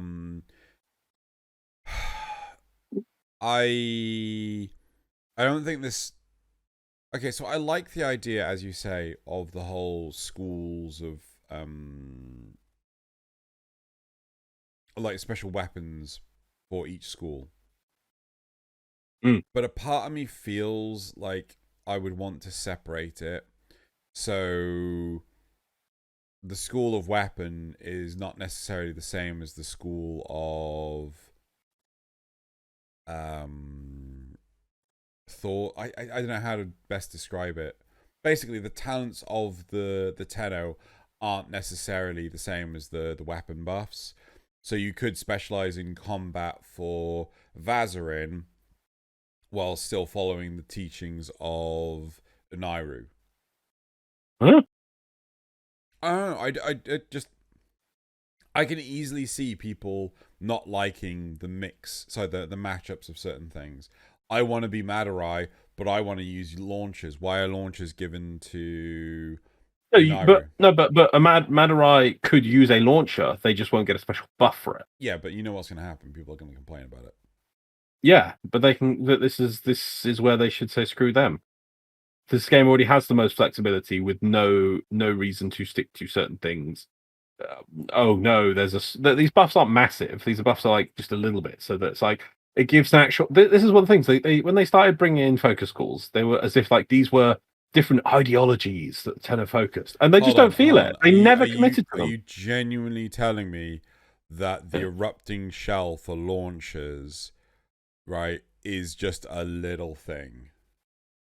Well, it all depends on those percentage numbers. That's why I like this person to not put numbers on anything. It's all XX percentage, and yeah, those things would need to be tweaked. I think it shouldn't be percentages. I think it should just be flat numbers. Percentage chance, sure, but a flat number. I don't know, because then the problem with those is that then you get into they don't steel path and whatever path, and they don't scale, and it's just like, well, what's the point? You've just added something that's just irrelevant. Whoop-de-doo. I'd rather percentage but small than fixed, but it's really important for low-level players. And I go do steel path. How much effect did that have? You see that pixel? Yeah, it removed that pixel of the shield. Yeah, I'm thinking like, oh look, here's the Brahma. Oh look, it just nuked everything because it just bypassed was it shields and nullifier bubbles. Yeah, but it says chance to inflict percentage chance attack when attacking enemies with shield nullifier bubble, and it's a chance to inflict a percentage of weapons damage. Let's say it was a 5% chance to inflict 5% damage. It's not going to blow them all up. The 5% chances, absolutely tiny. Exactly. So, but the thing is, start with that, and you can always tweak it. Right? Okay. So it's the chance that's the problem, right? We'll make it a 10% chance for a 5% damage. right. Okay, that's still not quite enough. Okay, 15% chance for 5% damage. Okay, it's going off now. It's doing a little bit of damage, and every third or fourth, I don't know, nullifier. It's a bit easier to kill in Steel Path. Yeah, that's nice. I like. But I'm not saying 50% chance to deal 50% chart of the weapon's damage to nullifiers. I'm thinking like 50% chance to do 5%. Yeah, no, even that, I think is... But you see, that's why they've very cleverly not put the percentage in, and they've left them as X's to say, and just if you feel they're too powerful, we just start low. And this is one of the things I do feel that, especially when it comes to focus, that Warframe has never done a good job of, is they should have been weekly little tweaks, little tweak here, little tweak there, little tweak there. They don't. For focus, it's normally been all or nothing. It sits there for years. And then they do a massive change, and then they make these big arching changes, which, that's been used too much because people have figured out you could do this thing with it. So we nerf that. This doesn't get used. So we put some weird buffs in here, and then we wait 2 more years before we come back and go, people are now abusing it this way. So we'll do this. We should be getting like weekly little tweaks and, people are using this too much. We'll increase that percentage there. We'll knock that 5% off that. Nobody's using this skill. Okay, well, we'll just tweak that a little bit. That's what we should be getting on like a monthly basis. It should be a monthly balance pass for focus skills based on usage. But that requires updates. That puts a time of people to put effort in. Certifications. Yeah, sadly. But I mean, I'm open for the concept here of what they were trying to do. I like it. Yeah. I think, to me personally, I would like this more to be about the operator or the drifter. But at this point in time, when they wrote this, that those characters didn't exist. So in the capacity that they do now. Which only hints at how there should be more of this. If the operators can be operators and can do things, by themselves in combat, why don't we get to actually do more and feel more? As I mean, at one point they were going to give us operator melee, weren't they? Yeah. The whole Fremen comparison. Yep, and I remember when we had Megan on, and she said about the operator aging, and I suppose they have delivered that, but they didn't really deliver that. Well, I mean, I think we're still waiting for facial hair, aren't we? Still waiting on facial hair, yeah. So one day, not today. Well, we didn't. I thought it was, the way I thought was like our characters were going to age between quests, but in the end, it's just like, no, you have an adult version and a child version. Yeah. Because I one of the design principles I feel that because of the way people complain is that D just feels they can't take something away from people. They just have to only give. If they made your operator age for each quest, it did. And it got older and taller. And people were like, oh no, I want my child operator back. I like that. Give me back now. Otherwise, I'll sit here and whinge for all eternity. It feels sad that we're in a day and age where that's the common practice. Yeah. Give me the thing that I wanted before. Don't upset anyone. Must not upset anybody. Everyone must be happy at all times. No hardship, no discomfort, only comfort all time. I mean, there is something to be said that people are complaining, saying that they want this thing, because if they didn't care, no one would say anything, and then so I do get the value of that, but at the same time, really binds your hands. Yep. Whenever they change anything, people complain about it. Yep. So. And then they try and add something unique and different, which you're going to have to play this Arkwing game mode. No, don't want to play. Do not want. How dare you? Blah blah blah. Do not want. This is not my normal blah. Okay, we're just going back to giving you more of the same. Okay, I don't really have much to add to this. I don't know if you do. No, really. I like it. I like it. I just kind of wish that it involved. Would you like to know another focus school? I won't go through the whole thing, but just a little bit. Go for Vazarin. Xeneric, Nairu, Naramon, Vazarin. Okay, so you get martial arts focus. You get a chance when receiving damage to recover health each time your shield receives damage. When pressing melee while being knocked down, recover from knockdown by unleashing a melee attack. It does a spin. I think we've had sort of like that added to everyone though. Percentage chance of melee blocking to reflect damage to enemy dealing a percentage of your total melee attack. Oh, it's got what? channeling in here as well. So X percentage chance when blocking reflects damage back to your enemies, dealing X percentage of total melee attack. Channeling while blocking deals an additional 100% of total melee attack. Jeez. Channeling doesn't even exist anymore. X chance when receiving damage when you have hyper shields. Has a chance to reflect X of max shield back to attack enemies as / impact damage. Prepared aid. While reviving an ally, increases recovery rate by X percentage, and each second reviving an ally has an X chance to gain X shields. This effect can grant hamper shields. Wait, what? So you speed up reviving the ally, and you gain shields. For some reason, even though you've just reduced the time, for every second that you spend reviving the ally, gives you a chance to gain shields over shields. Weird. Okay, and the weapons. Okay. I don't know. Yes, weird. Weapon speciality. Dual wield secondary, spring clip, X% chance when hitting an enemy, chance to gain X shields per hit. Whip melee, lashing strikes, chance when attacking enemy shields and nullifier bubbles, chance to inflict X direct slash damage to enemy shields while shields are active. Attacks the nullifier bubbles will directly attack the nullifier. And semi-auto primary assault rifle, chance when attacking, chance for an attack with punch through to bypass enemy shields. I like that. I've forgotten what it was like back in 2016, where everyone hated nullifiers so much. That was the big topic. Yeah. This person's basically everyone has an anti-nullifier thing. I think. A quick look. Okay, Madurai doesn't seem to have one for a nullifier weapon. Naramon.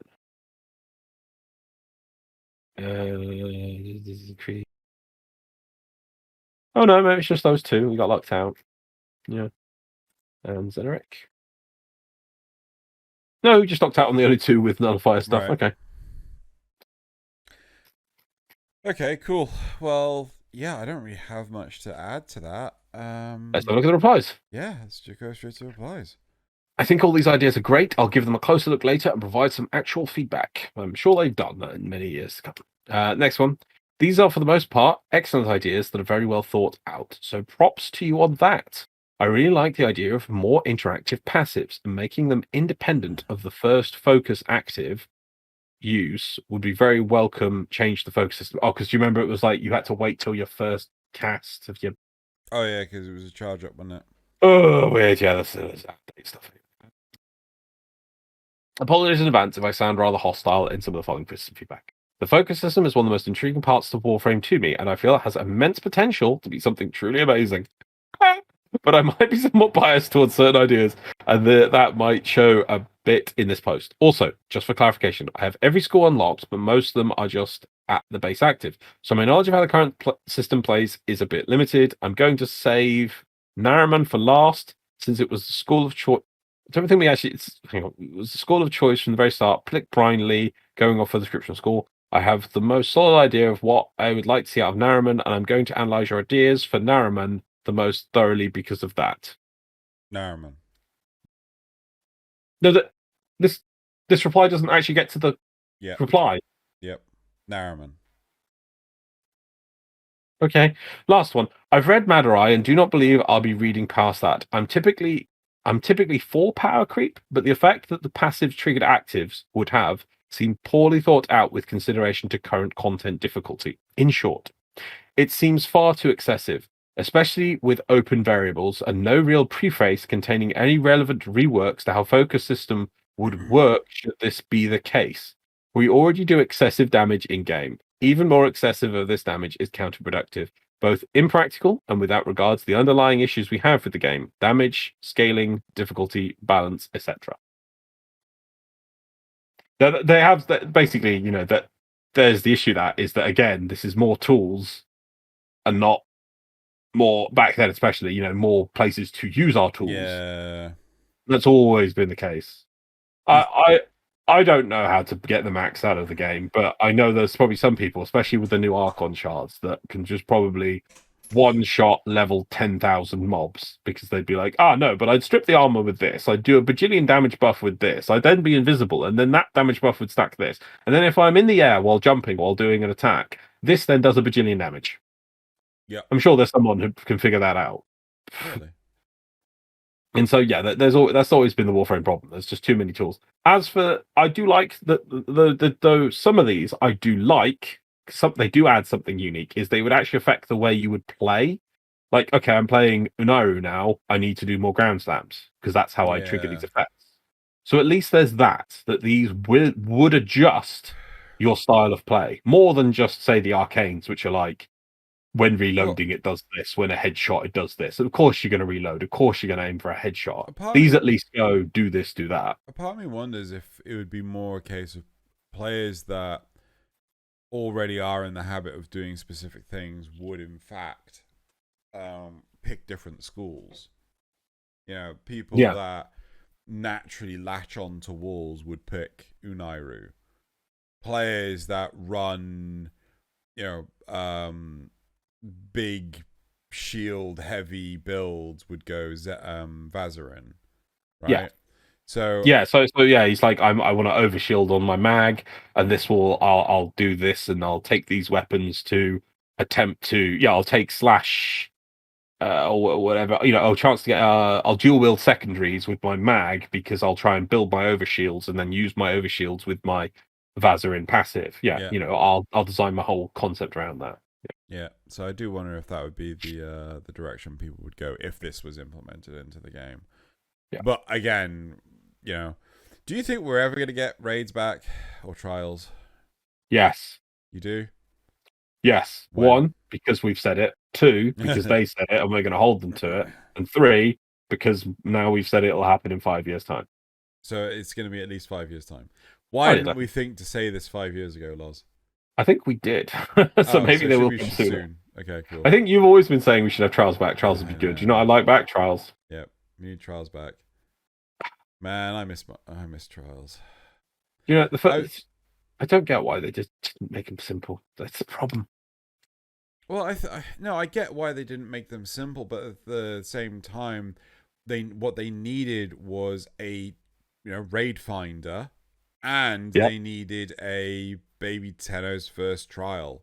They needed an Onyxia's lair, right? Without the random part. I'm randomly going to wipe you now. Yeah. Yep. No. How long did it take them to announce that? Yeah, that would turn out to be on an RNG thing. They did it, I think, in Wrath of the Lich King when they re-released Onyxia, because late in Wrath they brought in like the re-release of Onyxia where she would drop the mount. There's a mount? Yeah, there's an Onyxia mount, and it was like an anniversary. Yeah, it was a Wrath. Yeah. Right. Wrath. Okay, then, cool. Right, so that is it for the topics. It is time to move on. I need to hit that button first. Right, and we're going to talk about the graphs. It's the graph time, Loz. You ready for the graphs? I am. Apparently, Chrome crashed. Good to know. Right. So the first graph we have today is, how did you feel about the dev stream? So this was obviously off the back of the dev stream. We've had a week since then. And 13% said negative, 39% said positive, and 48% said neutral. I don't know how well you remember the dev stream. I'm neutral about it. I wasn't very impressed. I don't want to say I was negative about it. I was neutral, leaning negative rather than but not. I just want to say not because of we're delaying Deviri. That was actually a plus point. Oh yeah. I was very happy they delayed was it that. The echoes of Veilbreaker? Yeah, echo. I'm looking forward to the Lewis Prey, but the echoes of Veilbreaker is not just echoes. It's whimper. Perfect. Absolutely perfect. Whimper of Veilbreaker. Yeah. Yes. I was gonna like murmur or something. No, you're right. Whimper. Right. Whimper of Veilbreaker. Yeah, that's what it should have been called. So moving on to the second graph. Do you feel Echoes of Veilbreaker has too little in it? 41% said no, and 59% said yes. We were certainly in the yes. It needed. I'm saying yes, yeah. Yeah, it needed more mission types. You know, Especially if they called this Echoes, and they say that they made this whole thing of the dev stream about how they're going to do Echoes quests now, and Echo release updates now, and that's how they're going to do it. And it's like, no, this didn't deserve that kind of update. It really wasn't. It shouldn't have been labeled enough. Yeah, shouldn't have been labeled. Yeah, it should have just been like, I don't know, 5. Carl's second look at things. No, just don't label it. It's just 0.5. You know, this is it was just you're right. Yeah, but don't even label it. Just here's some updates. Just like it's just 0.5. Yeah. Okay. Not last. Jesus fucking Christ. The third one. Oh, is that still not working? Jeez, freaking. Ugh. Yeah. Freaking rebuilt this damn thing, and I can't find the memes. Where are the memes? Oh, sorry. I'm not on the memes. I'm on the graphs. So turn off that one. Turn on that one. There you go. How do you feel about that? How do you feel that DE have delayed Deviri Paradox until next year, but are releasing Lure's Prey in its place? 9% said negative, 39% said positive, and 52% said neutral. I'm in the positive. I'm in the positive. I totally am. I mean, at the very least, I'd be neutral about it because I'm definitely not negative. I think it's I love this that they've gone. This isn't going to be ready. We're not going to rush it out this side of Christmas. Hopefully, it'll get now. Saying that, if they're going to delay it, I'd rather they delay it till they feel it's done and it does feel substantial. Yeah. It doesn't have an excuse anymore. It doesn't have. I mean, like Railjack. When Railjack first came out, it was like, oh, this is awful. Yeah. It's so. Vapid. What's the word? No. Hollow. Yeah. When you're hungry and you're thin, you know, a cat that's like starving and it's like really thin on the bone. I can't think of the word. Anemic? That's more like to with blood. Yeah. I mean, more like thin, no flesh, not blood. Oh, I can't think of the word. But yeah, it's anyway. It came out. It was meager. It was there was nothing on there. It was and it was like right, but they could even turn around and say this was clearly rushed out for Christmas because we said it was going to be done this year. No, it was the Gamescom thing, wasn't it? Yeah, it was Gamescom because they said it because they put it on Gamescom. Oh, it's going to be out. It's going to be out, and they pushed it out, and it's like this needs another 4 months. And then we did get an update like 4 months later, did we? A first update, and that made it okay. It made it okay, yeah. And then later we got another patch that made it. This is what it should have been. Yeah. This is what should have been launched. So hopefully, at the very least, Deviri should allow a launch and be like, right, this can't have. They'll patch it and else. Like, no. This has to be decent now. Yeah. Right. So I'm not saying it's going to break the world. I just want it to be decent. Yeah. So the fourth graph we have is how do you feel about the protocol weapons skins? It is spelt with a K. So 22% said negative, 26% said positive, and 52% said neutral. There's a lot of neutrality here. Yeah. I just feel there's just nothing to get really excited about, So it's just like, it's just some mods. I'm in the negative. I don't like them. I don't know. I'm more towards negative, especially that again. Like this feels like but like with. What did you call it? Whimper of Veilbreaker, which is like, oh, we've got these sub bosses we haven't done anything with. Throw them out. This is like, oh, we need to beef up, put some meat on this patch. Oh, we've had these skins in the game for like 10 years now. We're going to release them. Just touch them up a bit, check them out. This just feel like. I don't mean as a concept for Warframe or anything, but this does feel like they scraped the bottom of the barrel to find some extra things to shove in here. Yeah. It doesn't fit. Is this an anniversary of when? It's Lure's Prey. It's becoming Lure's Prey. Yeah, exactly. Now, if this was coming out for the Warframe anniversary or the anniversary of when, oh God, what's it called? The game is the from. Thank you. My brain on COVID. It's just gone. Hey, if this was the anniversary of Dark Sector's come out, I'd be like, yep, yep, makes sense. Fine with them coming out of that. Instead, it's just like, why are these coming out now? Yeah. What possible reason have they been put into this patch? Why? Oh, well, we've got some skins, and someone was probably given the job of touch them up, and they went, oh, that's really cool. Oh, we had those. We should release those. We'll save them for when we need to. And they're like, oh, yeah, get things off the shelf, stuff in game. Yep, get things in shelf, stuff in game. I can't get happy about them. If they release them at either last year or next year's yearly anniversary, and it's like, yeah, in fact, next one would be great. Next one is the 10th, isn't it? Yeah. If they save these for the 10th anniversary, and it's like, this is kind of a celebration of Digital Extremes, our 10th anniversary, we never thought Warframe would last 1 year, let alone 10. Yeah. And so we're releasing these as a tribute back to the game that inspired, that we had to release, because this, it kind of inspired this, and we, I'd be like, yep, makes sense. Makes perfect sense. 10-year anniversary. No, they're coming out at Christmas because why? Yeah.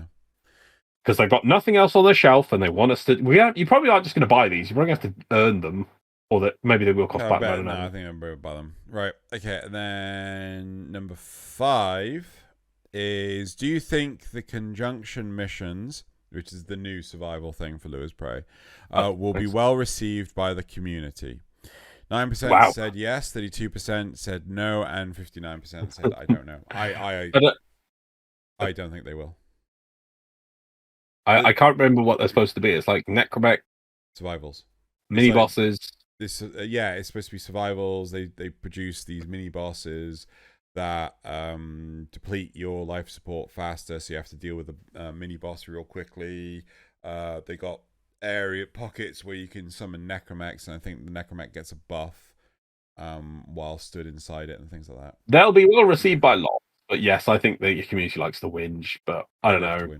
They all live to win. But they will have a wolf mummy frame to distract them. That's true. Mummy? As a mum. Right, okay. Mummy wolf. Mummy. Got it. Yeah, there you go. I don't know. I was trying to find the internet buzzwords. You found them at least. Cool. The 6th graph we have is: do you right? So this was an argument we had, right? Did you have max rep with the Entrati before the Invigorate module came out, right? And you were adamant to say that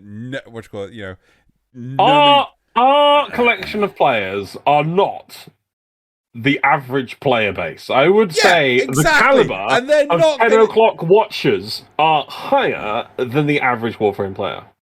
Much higher. I think they're a good representation. I think they're of a higher caliber. Oh my god! You're gonna make me make this. We have a subpopulation of elite. Fine, I'll make a sodding Twitter poll.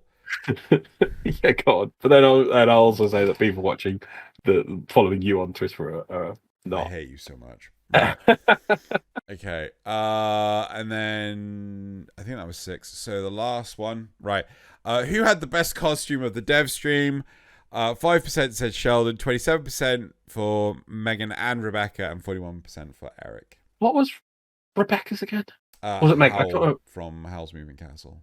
What was Megan's? Was it Megan's? Oh god, was it? Yeah, I think it was Megan's. Do you remember in Genshin Impact? There's that wind god who's the little kid. Oh, Venti. Yes, that's the one, Venti. Yeah. Yeah. Cool. But obviously it was Eric. What was Eric's? Eric's was Kratos. Yes, very good. I think there's been a new God of War games come out. I think more taken all the God of War games. It has come out. I've been watching Jacksepticeye play it. Of course. Right. Okay. So that is it for the graphs. It is now time to move on to the supporter questions. Oh, I think it's on 7. It was. Yep, it's still there. Woo! That's actually a reasonable angle of things. Let me just minimize it so I can find it myself. Struggle with the font that's Ty Lee V2. That's just a little bit curly, isn't it? Before we start the supporter questions, I just want to say thank you all for listening to our podcast so far. We really appreciate the likes and comments everyone leaves on these episodes. Do you know, I don't know, should we actually say this at the start of the episode so that Zrugal doesn't have to put this in every time? No, I like the fonts that Zrugal finds us. They're cool. He found runes, which actually you can read quick. Yeah. Very good. They completely blew Nazareth away. Zrugal says, can I suggest a poll? Would other people interested in using something like Riven shards to refill Requiem mods? Riven Yeah. shards to refill I Requiem. think what we'll do is like, if given the option to refill Riven mods, what would you like to spend? Like, it could be you pump Kuva in to replenish it. It could be Riven shards. It could be what's a really random rare resource? Is it my internet? Ah! Oh, it is your internet. Ah! I think it's your internet. I don't think it is. No, my Well, internet looks mine fine. It may have weird. been mine and we just missed it. So, but anyway, so yeah, we'll put in a poll that people can suggest what resource could be used, you know, for refilling. It could be just credits, 1,000,000 credits to replenish. Endo, Give me a collection of everything. a truck ton of endo. And then next, which I refind it, there it is. Enola Anon. No one alone, backwards. Oh, that's fine. I thought I was being tricked into saying something rude. These rolled out the cosmetics for Movember. So Movember, with interesting moustaches available for every frame. And immediately people realized that the Halloween decorations aren't available anymore. So they started to complain. D obviously believe in taking down decorations after events, but a vocal minority of the players want to keep seasonal decorations all year round. Which view do you guys take on the matter? Fuck no. Yeah, Take them down. Take them down. Yeah. They're not special if you have them up all the time. Yeah. Like it would be hell if it was Christmas every day. Yeah. Well, I mean, it wouldn't. It'd just become the norm, and it just wouldn't be special, and just be boring. Wouldn't be special. Yeah. I mean, I know that they've let you can have your Lisette decorations. Yeah. On and off. That's fine. You want to have your set decorations? That's fine. Decorating your set, that's your own thing. But things like, I assume this must be the Halloween helmet that everyone's talking about. Yeah. Yeah. I'm sorry. It's cool when it turns up at Halloween and you get to wear a Halloween thing on your head, and then it should disappear. We've always hated on Tenno, well, maybe me. In fact, at one point, I remember early on, I promised I was going to play with the candy cane scythe until they got rid of it. I'm glad I didn't. I was only going to use the candy cane scythe, and I stopped after about, I think, a month or two. But I would have lost that fight because it's still in the game. Yeah. I hated it that it's permanently in the game. But if it was just for Christmas, oh, look, everyone's using candy cane scythe. Yeah, that's exciting. Yeah. I mean, so yeah, that's no one uses the candy cane scythe anymore. No, exactly. That's the thing about it, is that nobody. When it comes around, nobody uses it because like, oh, well, you can use that all year round. Who cares? Whereas it was like, oh, Halloween heads. I saw some Halloween heads when I played at Halloween because they're special. They've come back. Yeah. I'll probably start playing with the mustaches because they're back. The bunny ears when they're special at Easter. And then next, now that we've seen the unlikely duo, Carl and daughter manage to make friends and kick some Nama asses, it reminds me that there are many other characters in the universe that might benefit from a team up. Cephalons, the leaders of the syndicates, Devaro and Clem, the citizens of Fortuna and Cetus. There's lots of possibilities. Who would you like to see team up? Nathaniel and Tilgor. Yeah, that'd be cool. Yeah. Not just because I just want more Lucas, but I do genuinely think that would be hilarious. That'd be Lucas on Lucas, wouldn't it? Exactly. Yeah, do you know, I would like to come up with another one just to be different, but the fact of having Lucas yelling at Lucas would be hilarious. Yeah. I think Lucas is so amazing, and Tilgor voice, man, that's so good. Nice. So good. Tilgor needs. So I don't know if he's dead or not. I don't know if he's come back since. No, well, considering Sargus Ruck came back, after having nothing for years, no, Tilgor is dead. It's so annoying because both Tilgor Tilgor is one of the few points where the Grineer plot is kind of moved forward. He's actually trying to do something about it. Yeah. Most of the other characters are just doing, oh, well, I'm taking over the solar system. Oh, we're guarding the queens, and all the queens doing. Oh, the queens are trying to take over the solar system, find new bodies. It's all the time. Tilgor was actually like, I see the flaws of it, and I want to improve Grineer. I want us to become more. You know, it was like, wow, that's an interesting character. He's trying to do something. Yeah. And Neff, He's kind of interesting. Oh God, Neff is such an He's interesting trying to character. survive. He's like, he comes up with all these schemes and I know, gets yeah. big, and then it just pops, and like, damn it. Whereas Alan just is this perennial whipping boy of the game, which he's just always surviving from one thing to that. Whereas Neff was always exciting, trying to do something different, I'm doing this now. Oh, I'm doing this now. Oh, we're trying to achieve this, and I'm trying to take over the board. I'm trying to take over the planet. I'm trying to take over Fortuna to, I don't know why, but he's just trying to do things. He's trying so the characters, and Lucas brings them to life. It's more than just what they get the character to do. It's his delivery is amazing. So yes, I would love to come up with some other ones. I'm sure there is some cool things. I would say something with the, what are they called? We always want more with the corpus infested. Oh, the Mike Owens. My brain on COVID just doesn't work. Mike Owens, yeah. Mike Owens and who and what? Come on.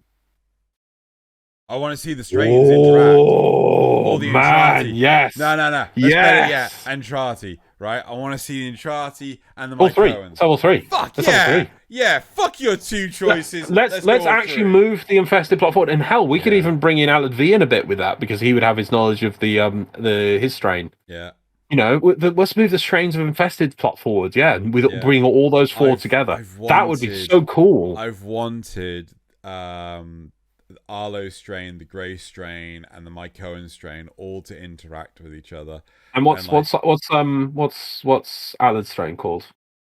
The Mutadus strain. There you go. So my brain is gone, honestly. Yeah, it's well done, you. Well, I mean, considering you're behind me in terms of ill. No. I feel better mostly. It's just my brain is just not working for terms. But the whole strains thing. Yeah, that'd be cool. Like, oh yeah, we get a brand new strain that's not like. Could you imagine an event which has a brand new strain, but it's sort of like like a runt of like what's the term? It's not a hybrid. It's where it can't survive after the one version. It's Ligers and Tigans are this where you cross. Yeah, they are. There's a word. I'm sure there's a word. I don't know. My brain is dead.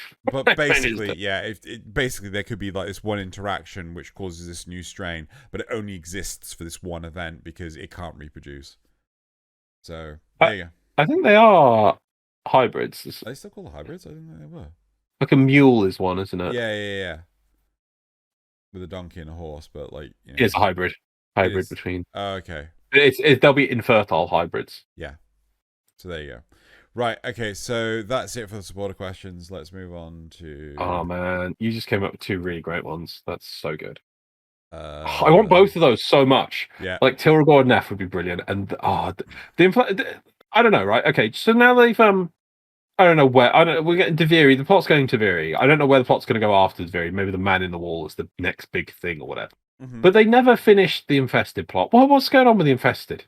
Like, what are they going to achieve? What plot? What depth, right? And then on top of that, like, what are the corpus trying to achieve? Well, it was always like they were trying to regain Orokin tech and things to, because they worshipped Orokin stuff and moving forward. It's like, well, where's that leading them? Why isn't that doing anything? And the Grineer, at least they were moving forward with Tilragor, and it's like that. Well, and the Queens, but then that just stopped again. They just pumped. The Queen stopped. Yeah, the Queen stopped. Yeah, so it's like. Okay. Anyway, what's next? Community responses from last week's episode. You pushed the button? I did. Cool. Okay, so 2 points is Teruarch wanted a return of the Mycoan defense for years. 1000% yes on that idea. Oh god, yeah. I loved it. Do you remember that? We spoke to each other, we were saying like, why can't we have that for Carl? Yeah. Damn. It would work perfectly for Carl, because the problem is, it's like, I'm sure if you took a top level Warframe player now and you try to scale it, they'll just sit there and just exterminate. They won't ever have any oppression. But things with Carl, because it's so limited on what his power spec is, you could tailor it to make it feel like just that you'd get that feeling of being oppressed by waves of troops. It'd be perfect. Yeah. Right, and then Peter Graver said, talking about Lua's Prey. So with the mention of these new survival missions and the mechanic of a mini-boss who spawns at 5 minutes to steal life support, I believe that Vor is going to be the surprise mini-boss. I feel that's because the enemies are the corrupted. That kind of reinforces that. Oh, that would be awesome. if that happens, 100% DE, you've heard your player base. Now remember, Yeah. I brought it up in the press event. Yeah. Captain Vor has been giving inspirational speeches in the void for like I went and looked up. It was like 8 years. Yeah, I was shocked how long it was. I thought it was like 6 years. It was like 8 years. I think. Was it seven or 8 years at this point? Is he going to appear? And then they laughed and said, "Yep, he definitely is now." And I'm like, right, it better be Vor. Yeah. Vor better get his update. Yeah. Yeah. And then also, Peter Graver says, at Zelegelian, at MDRLOz, since Xbox is crossplay with PC, if you guys would like some help with Archon hunts or even some builds, I would love to help you guys out. It hurts. It hurt watching Xeno struggle in that Archon hunt. It hurt, yeah. It was weird. So oh, God, was that the stupid owl? I fucking hate that owl. Oh, God, yes, because the Batman utility belts. Oh, the flashbacks. Oh, fuck. Right, there you go. I don't know how. Can we add friends on Xbox now? How do we do this? We're gonna have to figure out how we do this. Yeah. I mean, let us know. Peter. Yeah, it's. I love that idea though. We can finally go play with people. Yeah. We can play with Peter Graver. Finally, we may even be able to play with one day with Tucker Wins. We too can win. With Tucker Wins. We too will gain some of that beautiful wins as his platinum industry collapses. Okay. Any other responses? No, that's it. I just went for those this week. Cool. Right, and then now it's time to move on to the memes. The memes. Okay, everyone. So, as you probably know, we are now going to look at some Warframe memes. All these memes come from the r/memeframe subreddit. The links are in the description of the video. We do not say we made any of these. These are some amazing people. And if you're ever bored during the week and you want to go look at some memes are produced out on a daily basis, sometimes even an hourly basis. So there's always fresh memes there for you. So do check it out. There's also a secret meme of the week, which is normally a video because we only show stills, in the description. So go check that out as well. Right. So number one. Oh yeah, I have to press these. Oh yes. We have Grenier Technology. Hell? This is Grenier Tech. It does look like Grenier Technology. I'm like, yep, yeah. True to form. Jesus. That's. I should go in the bin. What's how Grenier Technology? That did not pass Pat testing. I can promise you that much. Don't think it tripped either. Well, maybe it finally did. Well, I mean, it's American. I don't think they. Yeah, I know, right? Yeah. We invented the best plug ever, and they're like, there's only one downside to our plug. I've watched so many videos on it. Do you know what that is? Oh, it's the fucking direction. You have to fucking put it in. Yes, but not why you think it. Why it's the direction. So the number of times I've had plugs. Oh no! The thing I've seen several videos complain about. The only negative thing about my plugs is that when you drop them, they will fall pointing up, and then you can stand on them by accident. That is it. And I'm like, yeah, that's a small downside, but just don't leave plugs lying around. Honestly, one of the biggest things that we should bloody do is have where we produce plugs that only ever have the triangle, like with the cord at the bottom, right? Number of times I've had them where the cord's at the top, and I just want to. Oh yeah, it should have been a statement. The cord has to be at the bottom. Right, it's a crime. Yeah. That, or they come directly out of the top. Right? Yeah. Those should be the only two options. It should never be from the top pointing down, is it? Yeah. Definitely right. Anyway, if you don't believe British plugs, just Google it. By the way, British plugs are the best plugs in the world. We have made them. They are the best. You cannot win. Moving on to number two. I mean, I could actually explain it, but I'm not gonna play. We made the best plugs. It's fine. We're moving on. And everyone should use them. Anyway, moving on, which is yes. You've kept him alive so that he can die at the proper moment. You have been raising him like a pig for slaughter. Yes. Helmet? Starnex. Yeah, helmet. Yeah. So, because obviously everyone's got a free one, so they're building a new one. Okay. Solely for the helmet. Right, I'm with you. Have you not been doing this? I mean, I've been doing that. It's like, yep, no, I just need to go find some more. I just gave up, and I'm just like, right, I'm just fucking buying everything. Oh, you just buying them in? I don't care anymore. I'm giving up and buying everything. Right. Ready for 3? Is yours done then? No, not yet, because I'm still going through all the other stuff. I haven't played for like the better part of a week because ill. Okay, number 3. Hold on 2 seconds. I have that problem. This is the broken one, which needs fixing. Which is now translated to graphs as well. Oops, all former.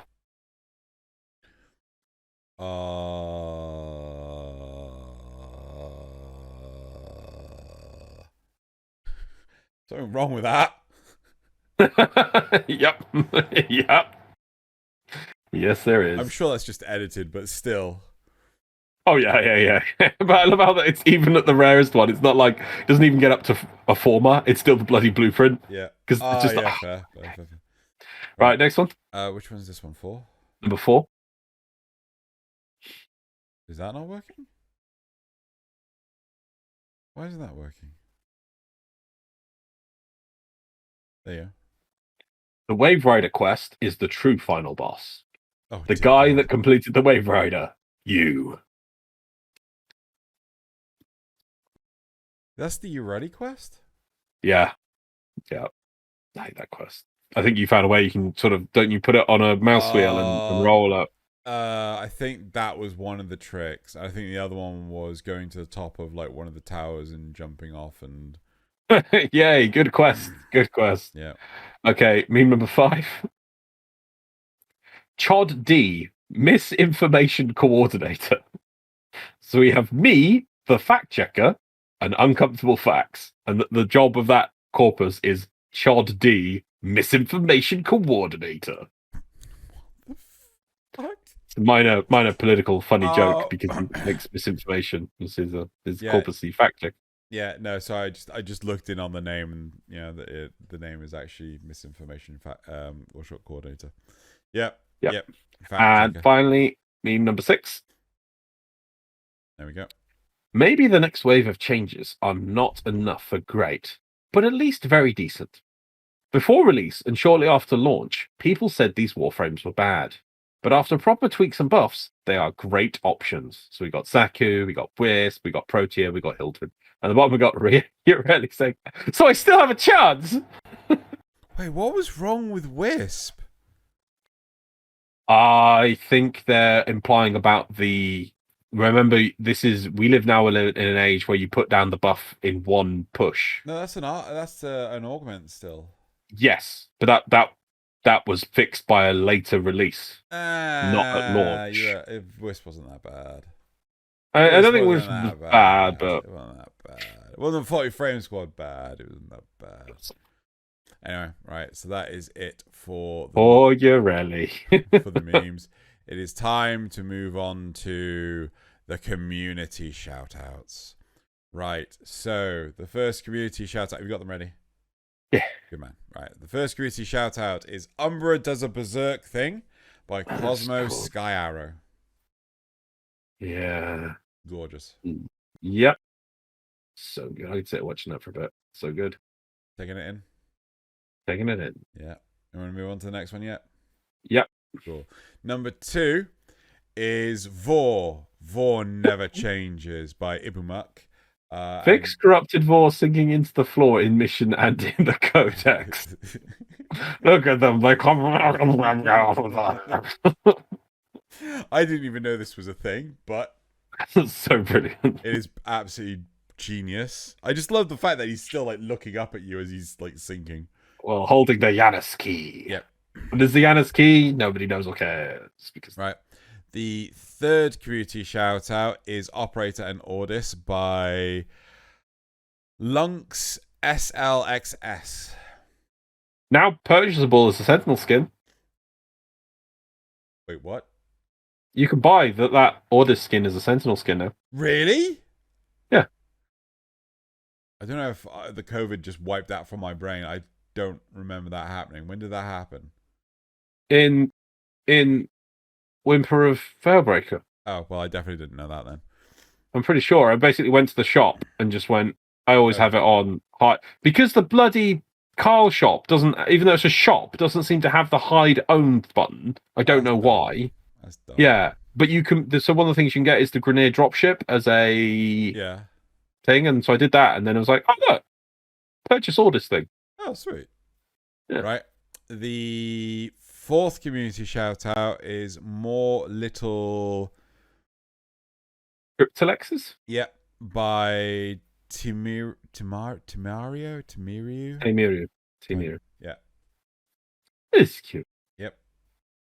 The fifth community shout out is Titania Queen Prime by Narabon. Nice. The problem is, so much Titania Prime art looks the same. I can't tell if we've had this on before. No, I haven't seen that before. Cool. And then last but not least, and I'll read out the full thing, Ivara, Cold Night on Corpus Base, and maybe a little bit of broken anatomy by our Neophyte. I think it's that broken. You can twist your leg that. Yeah, and that's, but I think, still, a human could... it's good. I really enjoyed it. Yeah, that's great. That's cool. Yeah. Yeah, and that is it. I like this art, actually, because I like the fact they're just equipped with a Chris dagger. It's like as if they've, their ship crashed and that's all they pulled out of the wreckage, and they've worked their way to a base with a broken leg. That's cool. I like the face as well. Very nice. So that is it for the community shoutouts, and that is it for this week's episode of 10 o'clock. My brain still goes for a second there. Okay, Lawrence, and can we now have your quote? And I'm like, Not quite. We're not doing that anymore. We're fine. We don't do that. We do not do that. No, right. Okay. So thank you very much, everyone, for listening / watching, and we will see you for next week. And I'll start sorting out guests soon. TM. Bye, everyone. Bye, everyone. Where's the off button?